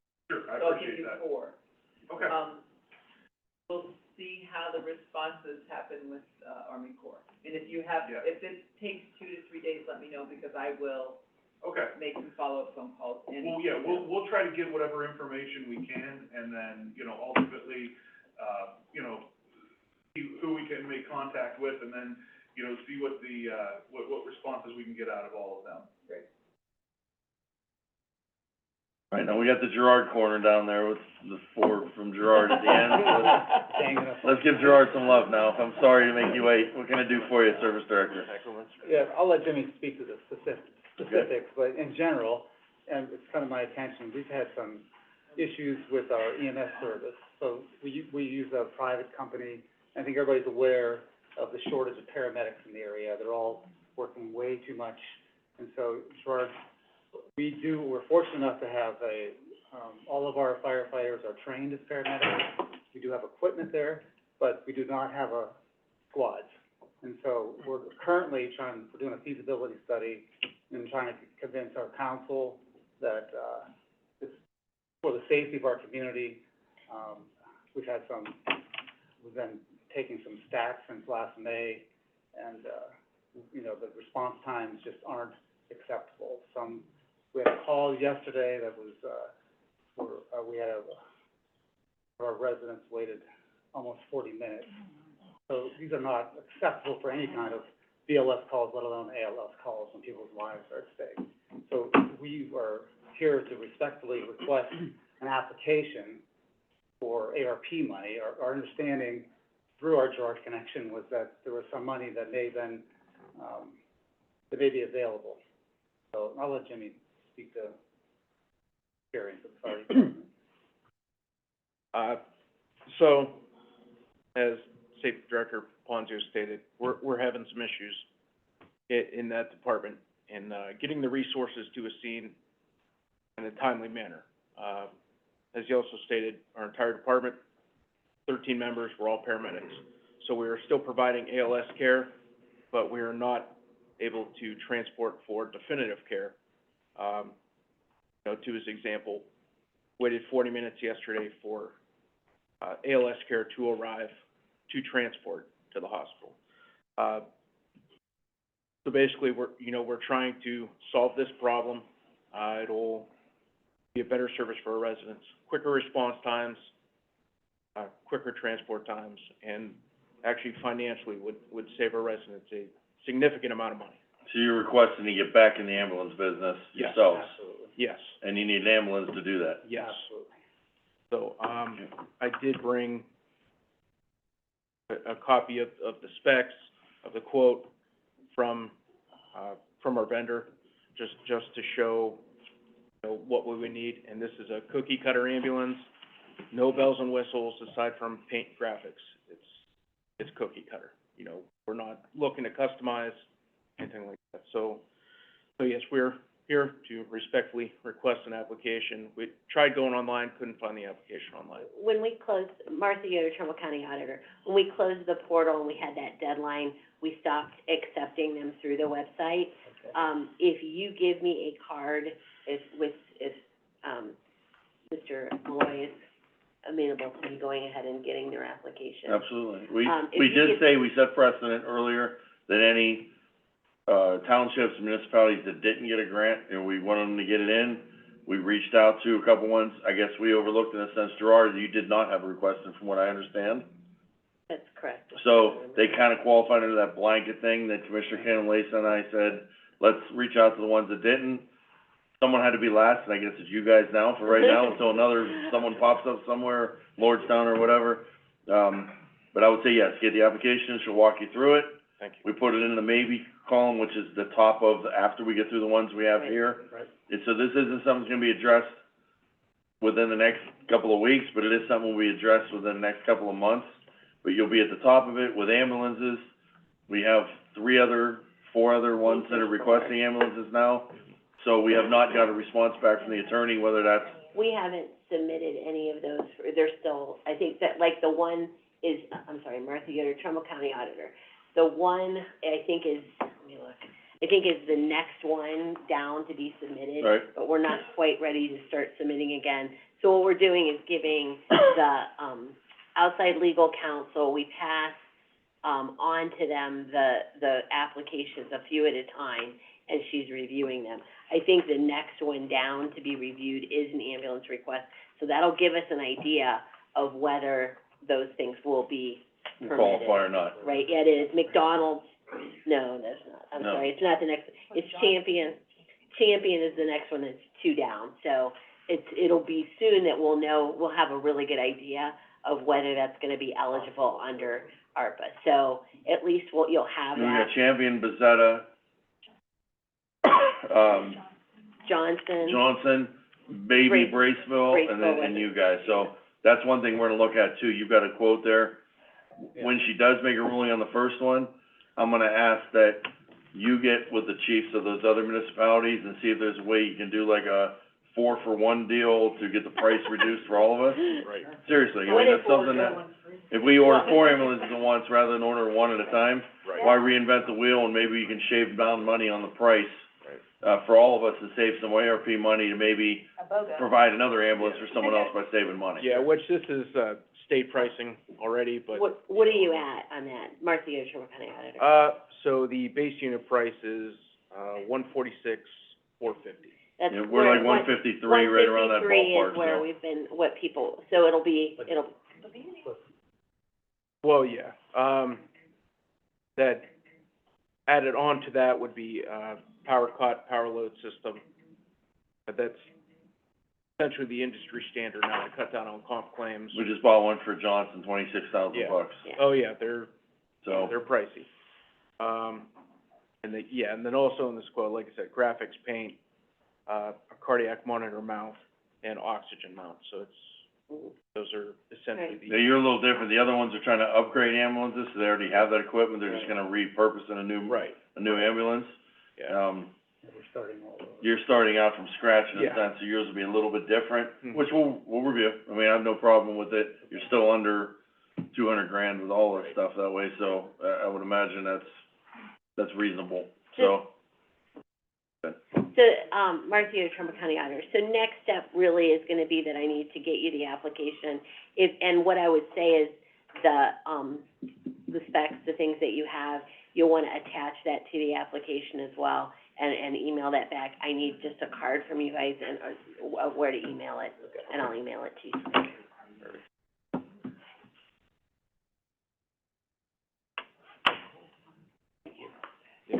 But I hope we can make this work. This is a good request. Okay. Before we get to Martha, anybody else have anything for the department head wise or public wise? Yes, sir. Approach so they can hear the microphone, or he'll get you the mic.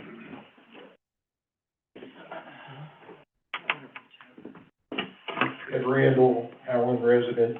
I know I'm a little bit late to the party. I went down to the Trumbull County Water and Sewer Department, had some questions for them, and I think they're getting PTSD, but they told me to take it up with the commissioners and with Gary, and I apologize, you're the only one here, so you're gonna take all the plaque. Not a problem. I've had a significant increase to my sewer bill, I'm sure I'm not the only one. And when I called to get information, I was told with the price everything was going up. What's your increase? How big? 50%. Okay. What had happened was, and I'll explain to you, and Gary will explain a little bit, back in There it is, October of 2022. October of 2022, the last board that we had, Fuda, Canal Mesa, and Frenchco, they looked at the rates, and they came up with a plan that leads all the way to 2026, with getting the sewer rates in line with the increases, and incremental increases over that time to get to where they need to be to cover the cost of everything. Nothing happened in 2023, and then the first implement is 2024, which your Mosquito Creek, so you did see a 50% increase. I've got a lot of calls on that, so it went from $20 a month to $30 a month. I had to call the other day and ask myself, because I had some other Howland residents call the same thing, I'm like, no, it can't be 50%. It is 50%, and that was from the board before me did vote that through. All right. So Gary can You tell me explain a this little bit. isn't done yet? It's still going up to 2026, it's still gonna go up? I'll let him explain what they did. All right, what happened was that we, combined our Mosquito Creek Sewer District with our Metropolitan Sewer District. The Metropolitan District had a higher sewer rate than the Mosquito Creek District. And one of our objectives was to get everyone in the county onto the same sewer rate. Everybody gets the same level of service. And it just, to me, it doesn't make sense. Why do I have people in Holland Center paying less for sewer than I do the people in Bullendale? Why are the people in Mosquito Creek District paying less than my people in Brookfield or my people in Champion? So when we went through and we combined the districts financially, this is actually just a combined district now, we had to equalize that rate across the board. And when it initiated, the rate in the Metro District was $6.66 per thousand. The rate in the Mosquito Creek District was $5.75, so there was already about a $1 difference in them. Now, when this was proposed, Holland Township, since the majority of the people in the Mosquito Creek District are in Holland Township, we discussed this with the trustees. And they were okay with us, okay, we'll pay as much as the rest of the county, but we don't want a rate increase for 5 years. Okay? So that's why yours wasn't gradually increased like everybody else in the rest of the county. It was because of this gentleman's agreement we had with Holland Township to hold off on your rate increase for the first 5 years of that consolidation. So 5 years ago, other places started raising the rate. So we started raising the, it was 5 years in 2019, when we put this together, because it took us a couple years to consolidate that district and go through all the machinations and legalities and all that, but it was in 2018 or 19 that we told Holland Township that we wouldn't raise you for 5 years. Now your 5 years is now up, and now it's time for Holland to pay the rest, as much as the rest of the county pays. So the increase is done. I'm not going any higher than this. Right, well, it's not gonna go up quite as drastically. The rate went from $5.75 to $9 on January 1st. Next January 1st, it'll go to $9.50, and after that, it'll go to $9.75. So you're at $9 per thousand. Within 2 years, it'll max out at $9.75 per thousand. And the thing I'm really having a hard time understanding, I'm paying less than half of what's coming out of my tap, that I'm paying for what goes down my drain. That makes no sense to me whatsoever. What do you mean by that? I'm paying less than $15 a month for water. I'm paying $30 a month for sewer. Okay. Which why I'm getting bills from two different places, I don't understand. When it comes out of my tap, I'm paying Warren, but when it goes down the drain, I'm paying Trumbull County. I don't know, that doesn't make any sense to me. What it seems to me is it's an added layer of bureaucracy to pay more money. All right, well, Warren owns the water lines where you're at. They're the ones that installed them, they're the ones that operate and maintain them, that's why you're paying a water bill to Warren. Trumbull County operates, maintains the sewer lines in your area. Now, there is overlap in there, and the government entity that paid to have that infrastructure put in, they're not just gonna hand it over to the other entity. Yeah, basically, I just want you guys to remember, there's retired people living on a fixed income. We're getting hit on all sides. Right. And we can't just go to Social Security and say, hey, can we get a 50% increase? We can say that, but we're gonna get laughed at. Right, but And, yeah. You know, I know you're gonna be cash flush for a while here. I wouldn't say that, we did a rate study, I mean, these rates this is investigated, all aspects looked at. We break even, is what we're doing. I mean, we're not flush with cash or anything like that. A lot of us aren't even breaking even, we're falling behind. Okay, all right, well. And like I said, we're getting hit on all sides. All right, well, just keep in mind that the people in Bullendale, the people in Brookfield, they've been paying this all along. They've been gradually getting up to where you're at now.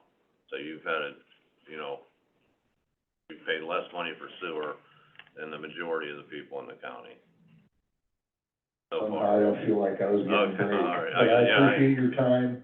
Okay. I appreciate the explanation. Okay. And I gotta tell you, I don't like hearing stories like that either, but I understand too, we gotta pay the bills, we gotta pay the services. We are expanding service to a lot of people from grant money. Gary's doing a great job of getting government money to expand to people that don't even have sewer yet. Yeah. You're not paying for that, that's coming from grant money from those people. Your part's already been done, your sewer line's already been put in, it's already been paid for, probably by a homeowner before you or you back in the day when you tapped into it, back, who knows how long ago. But to go 5 years and not have the increase, you know, that was an agreement, I guess, with Helen, but it wasn't a forever, don't raise our rates type of thing. We have to pay here in the county more too for water and sewer and vehicles and Well, salaries and the stuff. treatment plant upgrades, we just had to put $34 million into the Holland plant and another 20 million into the Brookfield plant. So we've done $50 million of upgrades just at those two treatment plants. And I get it, you're not getting a raise being Yeah. retired, it sucks. I Yeah. put a roof on my house. I understand, and that's something too that I've been working, even with the auditor, we had this conversation yesterday, between property taxes, utilities, electric, we got people in the county whose electric bills tripled this year because they weren't on an aggregate program. That's what I'm waiting for next. There are people in Vienna and stuff, they can't even sign up for these programs where you can get cheaper electric, they're not in the program. And we got people in Brookfield went from $4 an MCF to 14. I mean, triple an electric bill in a year. If this would've been really, really cold this winter, it would've killed these people. I can't control the electric company, I can't control the gas company, things like that, there's so many other factors. We're gonna do our best to hear your voice, and when it does come time for, do we do this, do we not do this, when it comes to a vote with this board, we're gonna consider you when it happens. And I'm sure the last board that approved this, they considered people, they were just probably against the wall. I can imagine that 5 years they went, or heck, if that was a 5-year plan, you're looking at a board literally 2 boards ago. Yes. Potentially. It was Commissioners Polifka, Cantala Mesa, and Fuda at that time. Okay. Commissioners, Bill Hart, Trumbull County Maintenance. To jump in, like, the gas program and electric program, have you called and asked them for the county rates? I'm already in the Okay. aggregate program. Yeah. Aggregate. I'm just seeing the horror stories about when that comes up Yeah. for renewal, Yep. what's happening, Right, especially with electric rates, like. yeah. it's They really change it a lot all the time, every year, I think it comes up to where you guys negotiate. Yes, the and we'll rate. negotiate Yeah, every yeah, time to every get time the it's- best rate.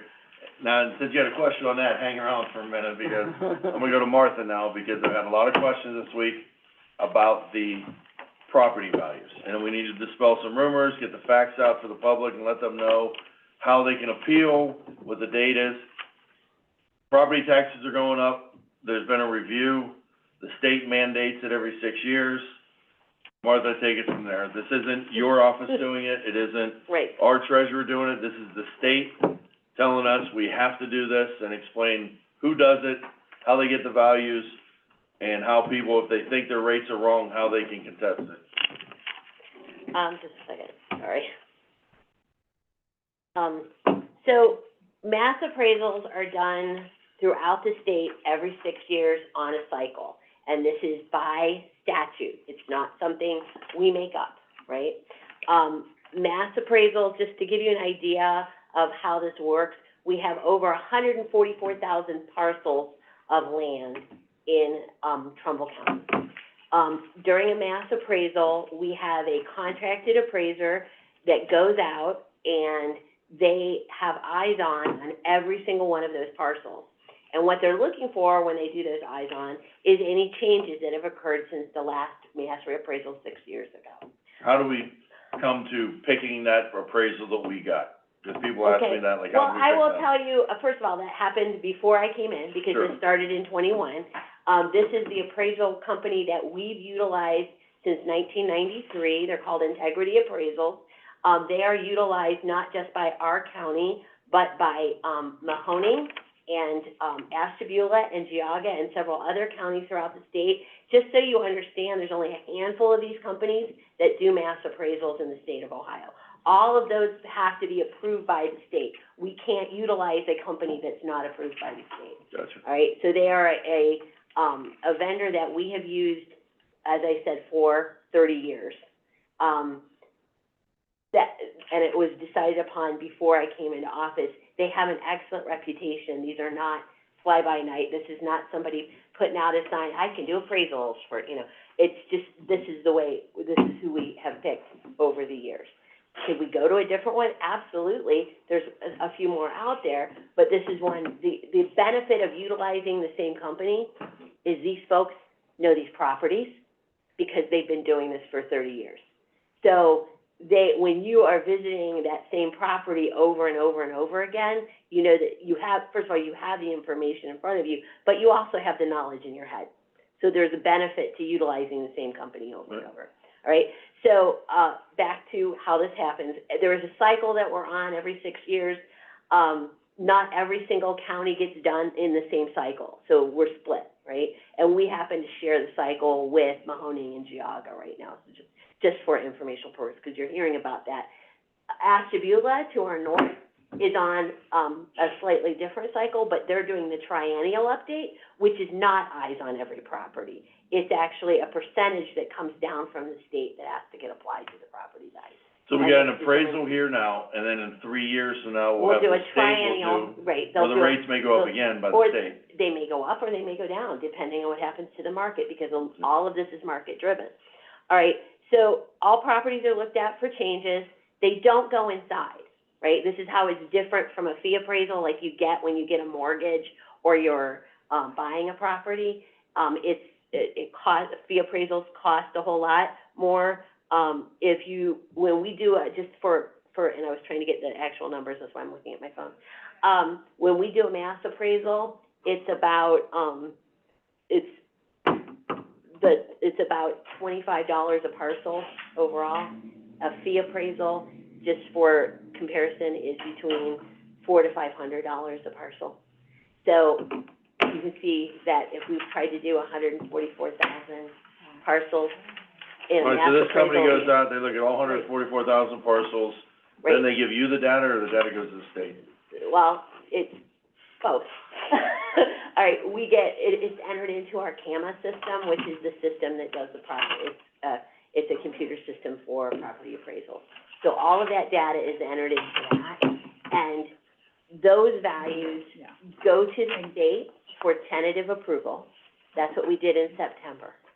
Then once the state tentatively approves them, we can review them ourselves, and that's what we did in the fall. Remember how I talked about those informal reviews and tell people they could come in? We had 119 of those, but we would have had more. We would have had as many as would come to us, but we had it all. We put those values out there back then so people could see how their values changed, and we invited them to be able to come in and do informal reviews. Now, we scheduled those, which we hadn't done it that way in the past. I felt that that was a more organized way to do it, so we didn't, because one of the things that Integrity will do is they will send out their appraisers to help us with those reviews so that we can explain how those values came to be, right? But we didn't want to waste their time and have them just come and sit and wait for people to come. We wanted to schedule it. We felt that that was a more efficient and cost-efficient way to do that.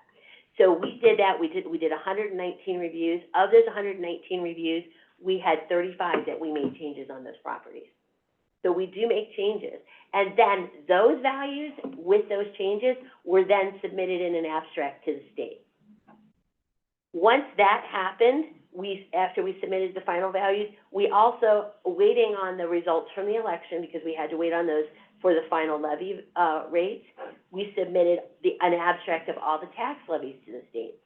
And then they take those final values and the tax levy rates, and they do a calculation for each district of the 69 taxing districts that we have in Trumbull County, and they figured out what's called the effective rate. Because your full rate is not what gets paid. A full rate for the levies are not what gets paid. It's an effective rate. And actually, the effective rate for each of the taxing districts did actually go down. Because when you spread that, when you have certain levies that are only set to raise a certain amount of money, when the property values go up, that spreads that among those a little bit less, so that affects it. When I talked about in the past, when I talked about not all levies being equal, that's what I mean. So the effective rates did go down. I do want to note that there was a delay in us getting those effective rates from the state, and the reason for that is that we did have a software issue here at the county.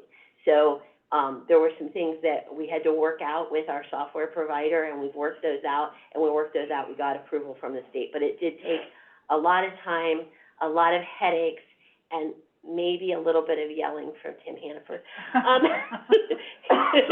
So now the state comes back, it's posted on your site. Right, well, just a second, because they give us the rates, but we had to do the calculations, so there was a delay there too, because our system has to do those calculations. And we posted, first of all, we were able to post the actual the taxes, and now we have the tax bills are on the site.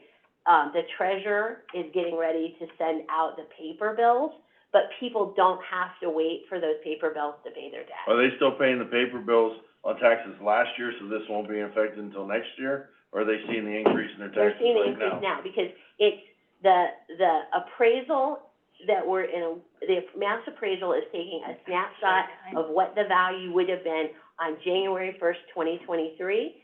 Our 23 taxes are payable in 24. So the taxes that they're paying now, that you're paying right now, the bills that you're paying right now, are for the year 2023.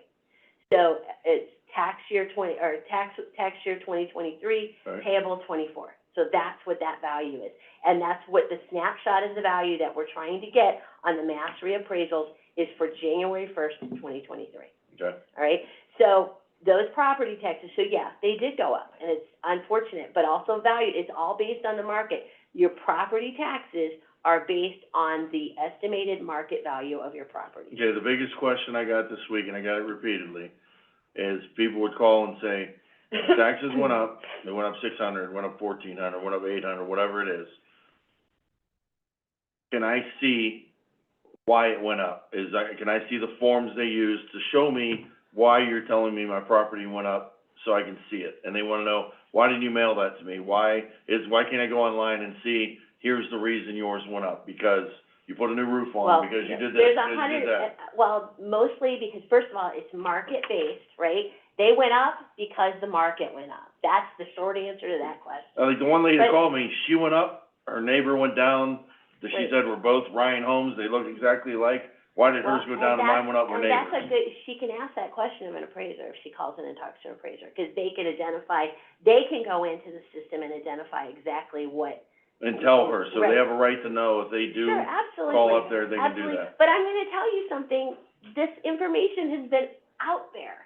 People didn't look at it and pay attention until they got their tax bills. Correct. But I was extremely vocal, and I gave interviews, and I talked to groups, and I had it on the website. We've had those values on the website. We've got since townships and cities that didn't apply for ARPA money before the deadline, I so. know, October 13th, right? Friday the 13th, that's when we put them up, I remember that well. So, but it's, we've tried really hard to prepare people, and they had that opportunity for an informal review. So if there was a mistake, and if there was something that, I've got, my entire inside is gutted, it can happen, right? And they might not have known that. We wouldn't know that in a mass reappraisal, right? And that brings me to, you asked me about burden of proof. Why does the property owner have to have the burden of proof for a Board of Revision complaint, or even an informal review? Because in a mass reappraisal, there's things we're not gonna be able to pick up, and not gonna be people don't, first of all, explain the difference between the fee appraisal and the mass reappraisal in value. You think we're paying a lot of taxes now? If we had to pay for a fee appraisal for 144,000 parcels, that would be an awful lot more money, and we don't wanna be paying that, right? And mass reappraisals pretty much pick everything up.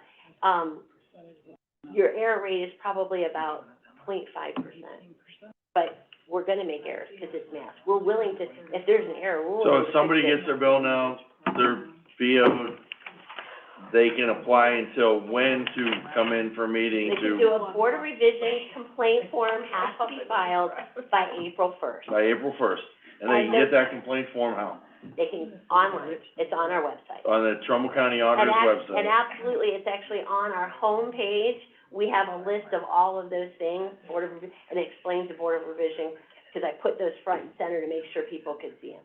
So it's all there for them. They can also call in. And that's free, that if they wanna complain about it, they have a right to do that if they want to. Absolutely, but they do have a burden of proof, and the reason for the burden of proof. Because you didn't do this, there's an outside agency, could've made a mistake, so Absolutely. you want the And best if we, for them. and honestly, if they call in and we look up their property and it's a real obvious thing, then they don't even have to go through that process. But it's it has to be really obvious that it's a clerical error or something like that. We can correct those without a board of revision complaint.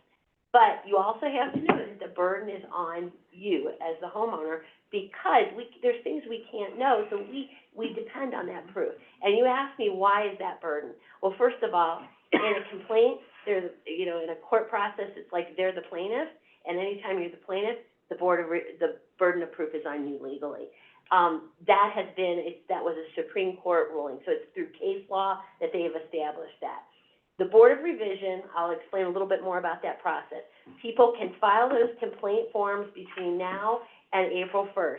We won't do hearings until after April 1st, all right? So people have to not expect, oh, I filed it, why am I not getting a hearing? We don't start scheduling those. When their taxes are due. are That's by law, taxes are due March 1st. So they gotta pay their taxes first and then complain about their They'll taxes get it, afterwards. right, they're not complaining about their taxes. The complaint is on the value. Right, Their value. right. There is a difference. But they gotta pay it Which first, drives pay it it. forward. Absolutely, Pay it first. absolutely.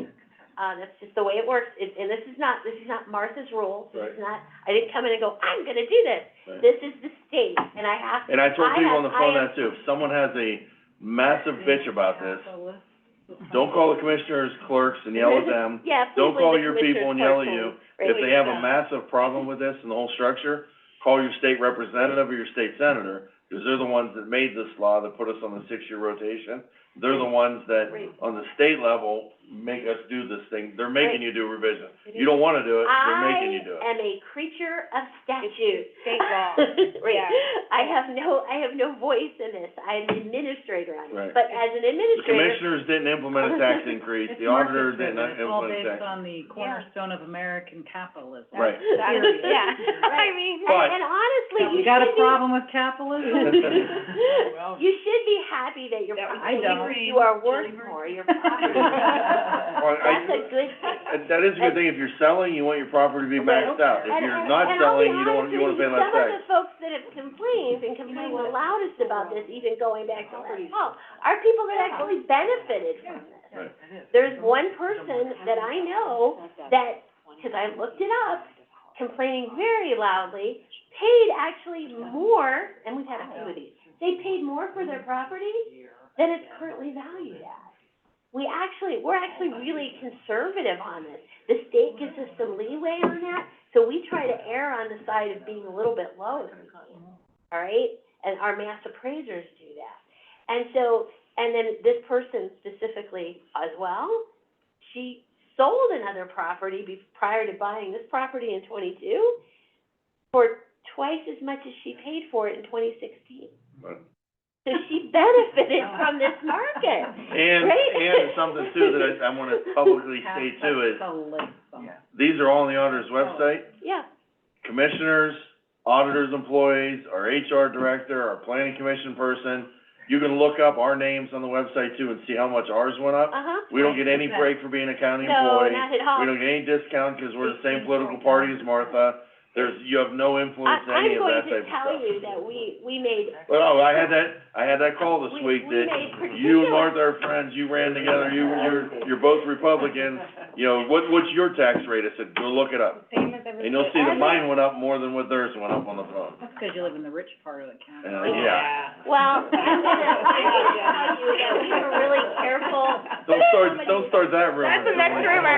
That's the next rumor. Good job, We were Joyce. extremely careful I'm just with kidding. high-profile people to make sure that any value that you put on there is completely dispensable.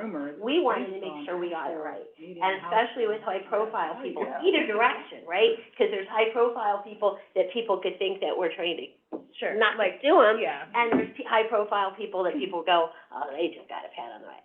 I made sure, and I made sure mine went up the appropriate amount as well. Mine is just where it should be. But I wouldn't have, if they, I'm not gonna say anymore, but we were very careful about that specifically because we knew there would be complaints. Right. And there are. honestly, you know, and one of the things I tried to stress back in the fall is the amount that your property went up is not necessarily or the percentage that your property value went up is not necessarily the same percentage that your taxes would go up because of things like that effectively. Right, homestead exemption, that goes up accordingly too, just 'cause they get a homestead exemption, doesn't mean they're exempt from increases. Correct. And and that's actually where one of the factors is some people with homestead are actually finding that they're still better off with homestead, but they're finding out the percentage of increase is a little bit more because of the way the homestead kicks in and works, because of those factors, unfortunately. But they have increased the homestead exemption. It's now, instead of up to 25, it's now up to 26.2. They have not increased the income limits. That's one of the things that we would like to see them do, and it's one of the things my association pushed for, but that hasn't happened. So they can call the office. The big thing to get out of this whole thing is, if you got a complaint about it and you think it's wrong, call the auditor's office, set up a review. And they have. And please, like I said, this isn't, understand, this is, we're government agency, government body, and someone told me recently, especially with this issue, it's been electrifying, and the calls that I got this week and the people that were very mad about all this, a former congressman told me, they're like, first they swear you in, then they swear at you, so you better be prepared for it. And they have been swearing at me over the last week over this, that has absolutely nothing to do with the commissioner's office here. We did none of this. Yeah, and I just wanted to clarify, because we are in a public meeting, I lost my, I was half joking. There are parts of the county where the median household, income, the median household prices vary, not necessarily richer, but they are different. They're higher in some places and lower in the others, and that's where your valuation comes in, and that's where the difference in taxation comes. Well, and it is. Was there anywhere in this appraisal, parts of the county where the value went down? Or did we go up everywhere? We went up overall everywhere average. Are there specific properties that went down? Yeah. Because, for different reasons, if you have somebody that's not keeping up their property and location, I do know of some specific instances that it went down. But it's overall, the increase. And I get that question too. A guy called and said, I take care of my property, I do landscaping, I bust my ass in my yard 30 hours a week, and now you guys are penalizing me for making my neighborhood look good. I should leave my shithole and it would be fine. Didn't mean to say that, but that's what he said, quoting. But the other side of that is when he wants to sell that property, he's not going to be able to get, somebody who hasn't taken care of their property isn't necessarily going to be able to get what their neighbor might get. And they have some borrowing power, they have some other benefits that people who don't take care of their property don't have. And I'm the first one to tell you, I feel like this market has been absolutely bonkers. We all have heard stories too, and I reminded the people on the phone, there are people that are selling their house that sold within 3 days, and there are people that sold their house for way above whatever they were asking, because there was a bidding war. And I mean, you should be happy, just like an auction, if you go buy a piece of artwork, would you rather have a $25 painting on your wall or a $250 painting? If they do $50, it's more valuable. That's what I think. As Julie said, it's capitalism, but the rule of the free market is. Free market is, America. it is worth whatever someone will pay for it. Willing to pay. And so that's where it is. Of course, we get the answer on that is, will you buy my house? And that's the thing there, if someone says, no one in the world's gonna pay this much for my house, then complain about it, go in and have a review and have them tell you why. Because, a defense, when we talk about evidence, a fee appraisal is a good defense. If, truly something horrible has happened inside of your house that we didn't know about, dated pictures are helpful, all of that stuff. But we will, we'll listen to those complaints. Also, if you're not happy with what the Board of Revision decides once you get your hearing, you can always go to the Board of Tax Appeals at the state. But again, burden of proof is still on you. Facts don't lie, and if your neighbor's house sold for super high and your other neighbor across the street sold for super high, the odds are your house is more valuable now because of the neighborhood. And right, wrong, or indifferent, I guess it's all how you choose to look at it, and I do understand wholeheartedly, people on fixed incomes and whatnot. Absolutely. I totally understand. But with that being said, the fact that the values have gone up means that Trumbull County, I mean, we will also kind of want to look at it as our county is being successful. That means that people want to relocate here or live here. That means our school systems are doing well. That means that our economy, we need to look at it a little bit more holistically on a larger scale. That means that our economy is somewhat thriving or has gone up from the last time, 6 years ago, we did this reappraisal. So again, we have to drive home, it's a state, again, it's a state law is state law. We, county governments don't ever supersede state law. It does not work like that. One other thing I need to say here too is, just because your property taxes may go up, your police department, your fire department, your school isn't getting one additional No, it penny out of doesn't. that money. The millage So stays don't the punish same. your fire department because your taxes went up. Don't punish your school because your taxes went up. You're still paying the same amount. millage, They're sitting the same millage. I wanna Who correct, gets the I wanna increase? correct one thing about that, right? Okay, Yes. just so you understand. So, as I said, there's different types of levies, right? We have those 10 mills, which we call the inside millage. So we do see more from that, because that millage stays the same. It's always the same rate, right? That's the constitutional inside millage, 10 mills. We get a portion of that, the county does get a portion of it, but we get 1.8. The rest of it gets divvied up between school districts and localities, right, for their general funds, things like that. We also have, and particularly in Trumbull County, we are affected by something called the 20 mil floor, which, it's kind of complicated, but the basic understanding of that is their levies, and there's a few that aren't included in those, but their levies cannot go below 20 mils, no matter what. So even if the effective rate of those levies is below 20 mils, we always have to collect 20 mils. It's called the 20 mil floor. That's, again, state law, right? So there are some schools that are gonna benefit from this. At the county level, are we going, and I don't have the number right now because I haven't gotten that far with, we are gonna get some more money. But we also have, I'll be honest with you, we have more expenses. We have things that have gone up.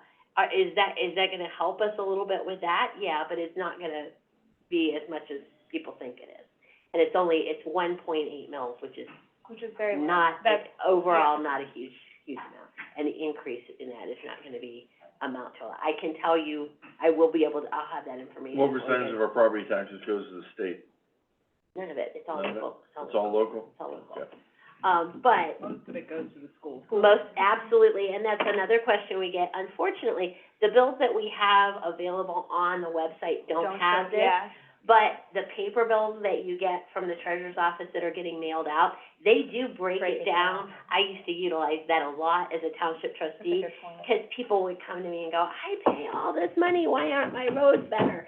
And I would show them exactly what part of their money that they got. It's very small, that goes to like the township. Most of our tax money goes to the schools. That's a really good point. The way it is. And people vote those levies in. That's, it is, David Thomas, who is the Ashtabula County Auditor, said it's really the most democratic way of taxation that there is, because it's popularly voted on, when you really wanna get down to it. A lot of what you get of your other taxation, your income taxes and things like that, are legislatively. This is a direct form of democracy with your levies. Well, and many states too, for historical, Ohio's one of the few left that does school levy systems. So there's many states that don't. It's driven via legislature, so you have to pay this amount to go to school in this district. Ohio is still a state that does democratic vote, you vote on your levies for schools, for fire, for police, so all things that matter when you're looking at all of this on a larger scale. I do wanna note, you talked about homestead, that is important. If you're not on homestead and you're over 65, we will talk to you about that and help you, do the applications. Another thing that a lot of people aren't aware of is owner occupancy, and we find that out, that's a 2.5%, discount on your taxes from the state, but you have to be enrolled for that. You have to fill out the paperwork and say that you live where you say you live, and we'll be glad to put that on. We find out that there's a lot of people that don't have that. Sometimes what happens is that falls off if there's any kind of transfer, and people aren't aware of it. That actually happened to me. We did a quit claim, from my husband to me when he first got diagnosed, and the, attorney that did the quit claim, didn't even put the application in for, my owner occupancy, and I didn't get that reinstated until last year. That was like 10 years ago. So you check to see, when you're going online to check this stuff, look to see if you have owner occupancy, because if you don't have that, that can help too. That should answer for the people who are watching. Did you have anything, sir? Yeah, I did. Come on up and approach the, table, who you are and where you're from. Champion Township, North Park Road, been there about 2 years now, about 60 acres. What's your name? Steve Martin, Okay. not the comedian, okay? So I bought the You precinct. look like one wild and crazy Yeah, guy. I'm a crazy guy. Some people call me a jerk too. We're ready. So, On the roll here. We're used to that right now. So I bought the property a couple of years ago, and I bought it for hunting and recreation for my grandkids and stuff like that. So, and I'm also, my background is electrician and a builder. I retired from that in Akron, so. So I got up there, I got a pole barn, and they had electric service in there. So I applied for a new service, because they was cut. The place was abandoned for about 20 years, I think, is what I can understand. So when they came out to do it, they said they needed a new box because it wasn't big enough, the older box. Okay. So I redid it, went to go get it re-inspected, and the inspector, Trumbull County told me I could not do the work. Well, I did the work. I mean, they said they couldn't get it inspected. They wouldn't take my money to inspect it, to get it turned on. In the past, I know you guys don't know this, but typically, if you own your own home, you can do your own work. There's no, liability, you're not suing somebody else of doing that work, the roofing work or whatever, okay? Not anymore. Well, he says that I have to be, licensed in Trumbull County. Well, I'm retired, I'm not gonna go out and get a bond and do a, $50 job, spend $500 to do it. Right. Should've. So, that happened, and I went there, end of the year, like November, the holidays, some people were in and out, so I kinda waited too long. You came in. Yeah, no, yeah. Okay, yeah. I came in, Yeah, you came in. wait till it happens.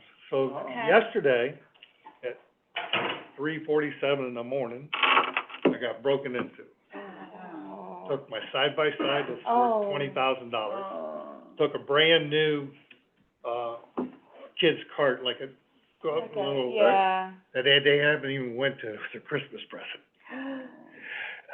They took some chainsaws and different stuff, Oh, my. all because I don't have electricity and have alarm. And I don't understand it, I really don't. And all I wanna do is to turn my own Joe, electricity give on. me some info I wanna there. pay for it. Yep. I pay $3,000 in taxes, I mean, you know it's what I crazy. mean? Every single one of us got an uncle that's an electrician that did something that in your house, or if you do Right. it yourself, that doesn't make any sense. I mean, What do you know, Bill? Commissioners, Bill Hart, Trumbull County Maintenance. I dealt with some stuff in Girard when I did my own addition. And don't get me wrong, I don't know how, Mike Selinsky does it in his department down there, but if I wanted to do the work myself, I had to take a small test in the city of Girard. So they know that I know what I'm doing when I do this. Okay. When I did my wiring in my house. I did that. I passed it. The engineer, which used to be Mr. Littell back in the day, stamped me a good deal, go ahead. When I needed it inspected, they came inspect it and passed it, because I knew what I was doing. Right. I took the trade school. So in Austintown, which I moved, I needed to get my pool bonded, because this day and age, you have to bond your pool to a ground. I had to go take the test in Austintown to show that I do know what I'm doing when I do this. I'm not, some dummy that just goes, Googled it or something. Yeah. whatever. So, yeah, passed the test, I got to do my work, called for my inspection, they got me a stamp approval. I don't know what he if he operates that way here or not, since he is a retired electrician, Right? I mean, his credentials. Well, but- let's go back to go. Even if I didn't have a background with what Sure. I do, you're allowed to work on your own home, okay? As a contractor, if I was gonna do addition to your home and you wanted to do the plumbing, I would have you sign the affidavit, take it down to the building department, homeowner's doing the plumbing, it gets inspected. Biggest thing is it gets inspected. Right. Right. Doesn't matter who kinda does it. Right, it gets so it passes inspected. code in case you sell it to the next guy. And I don't have a problem with any of that. Right. I've been working as an electrician for 50 years. I've worked in, Goodyear Aerospace. I worked on the air dock. I did all that. I was Builder of the Year in Summit County in 91 and 96. But besides all that, that has nothing to do with what my complaint is. My complaint is I'm a homeowner and I wanna get electricity. And the work's done, so it's not like I gotta take the work off and redo it. Right? I'll pay somebody to come out and inspect it. I don't have a problem doing that and get my turn. I scanned all of that. Yeah, you did, yeah. Ohio Edison won't give you the meter because it wasn't inspected by. Correct. Right. Yeah, that's where I'm at. That's where you're There's a number that they give you when they get, I guess if somebody doesn't pay or it gets disconnected Right, for one reason or another. I mean, they cut it at the telephone pole. right. So there's no, I can do it, but not legally. But anyways, that's where I'm at. But the sad thing about all this, is now I'm down $30-some thousand. Right? I can't sleep at night because I'm thinking something's gonna get damaged at my property. I'm an hour away from my property, and it's just not fair. I mean, you know, all I'm trying to do is live my life, not bother nobody, not hurt nobody. All right, I don't You know know- what it is, but hang around here after the meeting, you and I will go in my office, Bill, come with me, we'll call Mike, and we'll get this thing figured out. I appreciate it. It just, Because they use a private inspector for electrical. Yes, they don't do. have one anymore. Yes. So, and again, I'm not a problem paying the fee. Right. And having somebody come out and inspect my work. right. If something's wrong, I'll get it Like fixed. I said, even a homeowner, I would have to take a small test so they knew what I was doing Understand. through the county, you But know. there's gotta be something here, we're not gonna force them to go pay somebody else, That's the thing, to right? take out all your work and redo everything if it's already, if it meets code, if it is Right. good and what it is. Right. Exactly. I mean, that's that's fine. just, if you did something all your life, and you're Right. gonna pick, Who is if the- somebody come out and said, okay, you gotta hire a roofer, Yeah. how are you gonna feel? Yeah, Sorry. that's how I'm feeling right now, Yeah, exactly, I feel. you know, and it's like, Yep, just hang around a couple minutes and Okay, I'm we'll sorry, go do what we uh, can for you. okay. 'Cause you got, I'm sickened by hearing that. That's just sad, I don't know why, but even his credentials alone, he's a less. No, I understand, we'll figure it out and we'll I mean, figure I- out what Put your own the, name on it, let him search it. I know, it's just, and I'm 70 and I've been doing it 50 years. Give it about 5 minutes. Probably Steve, and older than we'll- most of the people in there. Martha, let's do I'm this just gonna quickly. do Yeah, this is highlights just from me. it, Yep. because I gave you guys a written report. The two big things I just wanted to say on the ARPA are the Sheridan, we had an approval for the Sheridan Drive lateral sewer. This is the Baker Elementary Matthews. This is a county project. If you'll remember, we moved it as a county project, Gary Yep, resubmitted. So we wait to do the resolution on those until, we award bids and, before we award bids and spend money. So gotcha. just like the 4-H stuff that we talked about last week. So I've moved that to the allocated and promise sheet. And then the other thing, and because we don't have a quorum, I don't know if you want me to bring this up tomorrow or wait till next week. We've not received, to my knowledge, an invoice from the outside attorney since October 12th of '23. Our letter of engagement for the commissioners was on 2/18/22, states that you guys will receive an invoice monthly. You don't need to come to us then for that, go directly to Shara, have Okay. Shara All right, call, that's and, fine. 'cause we've already approved this, Okay. and the billing's supposed to be done monthly, Okay. and it's not, you don't need to Okay. get us to Okay. tell you to. All right, that's fine. deal I with will it. do it. I'll talk to Shara, and we'll do that because I really think it's important to stay on top of that. So Okay. that's it. The other stuff is just on there. Okay, anybody else? All right, meeting adjourned, and thank you for Maybe. all the input today. Thank you for. Sir, I hope you got a- minutes.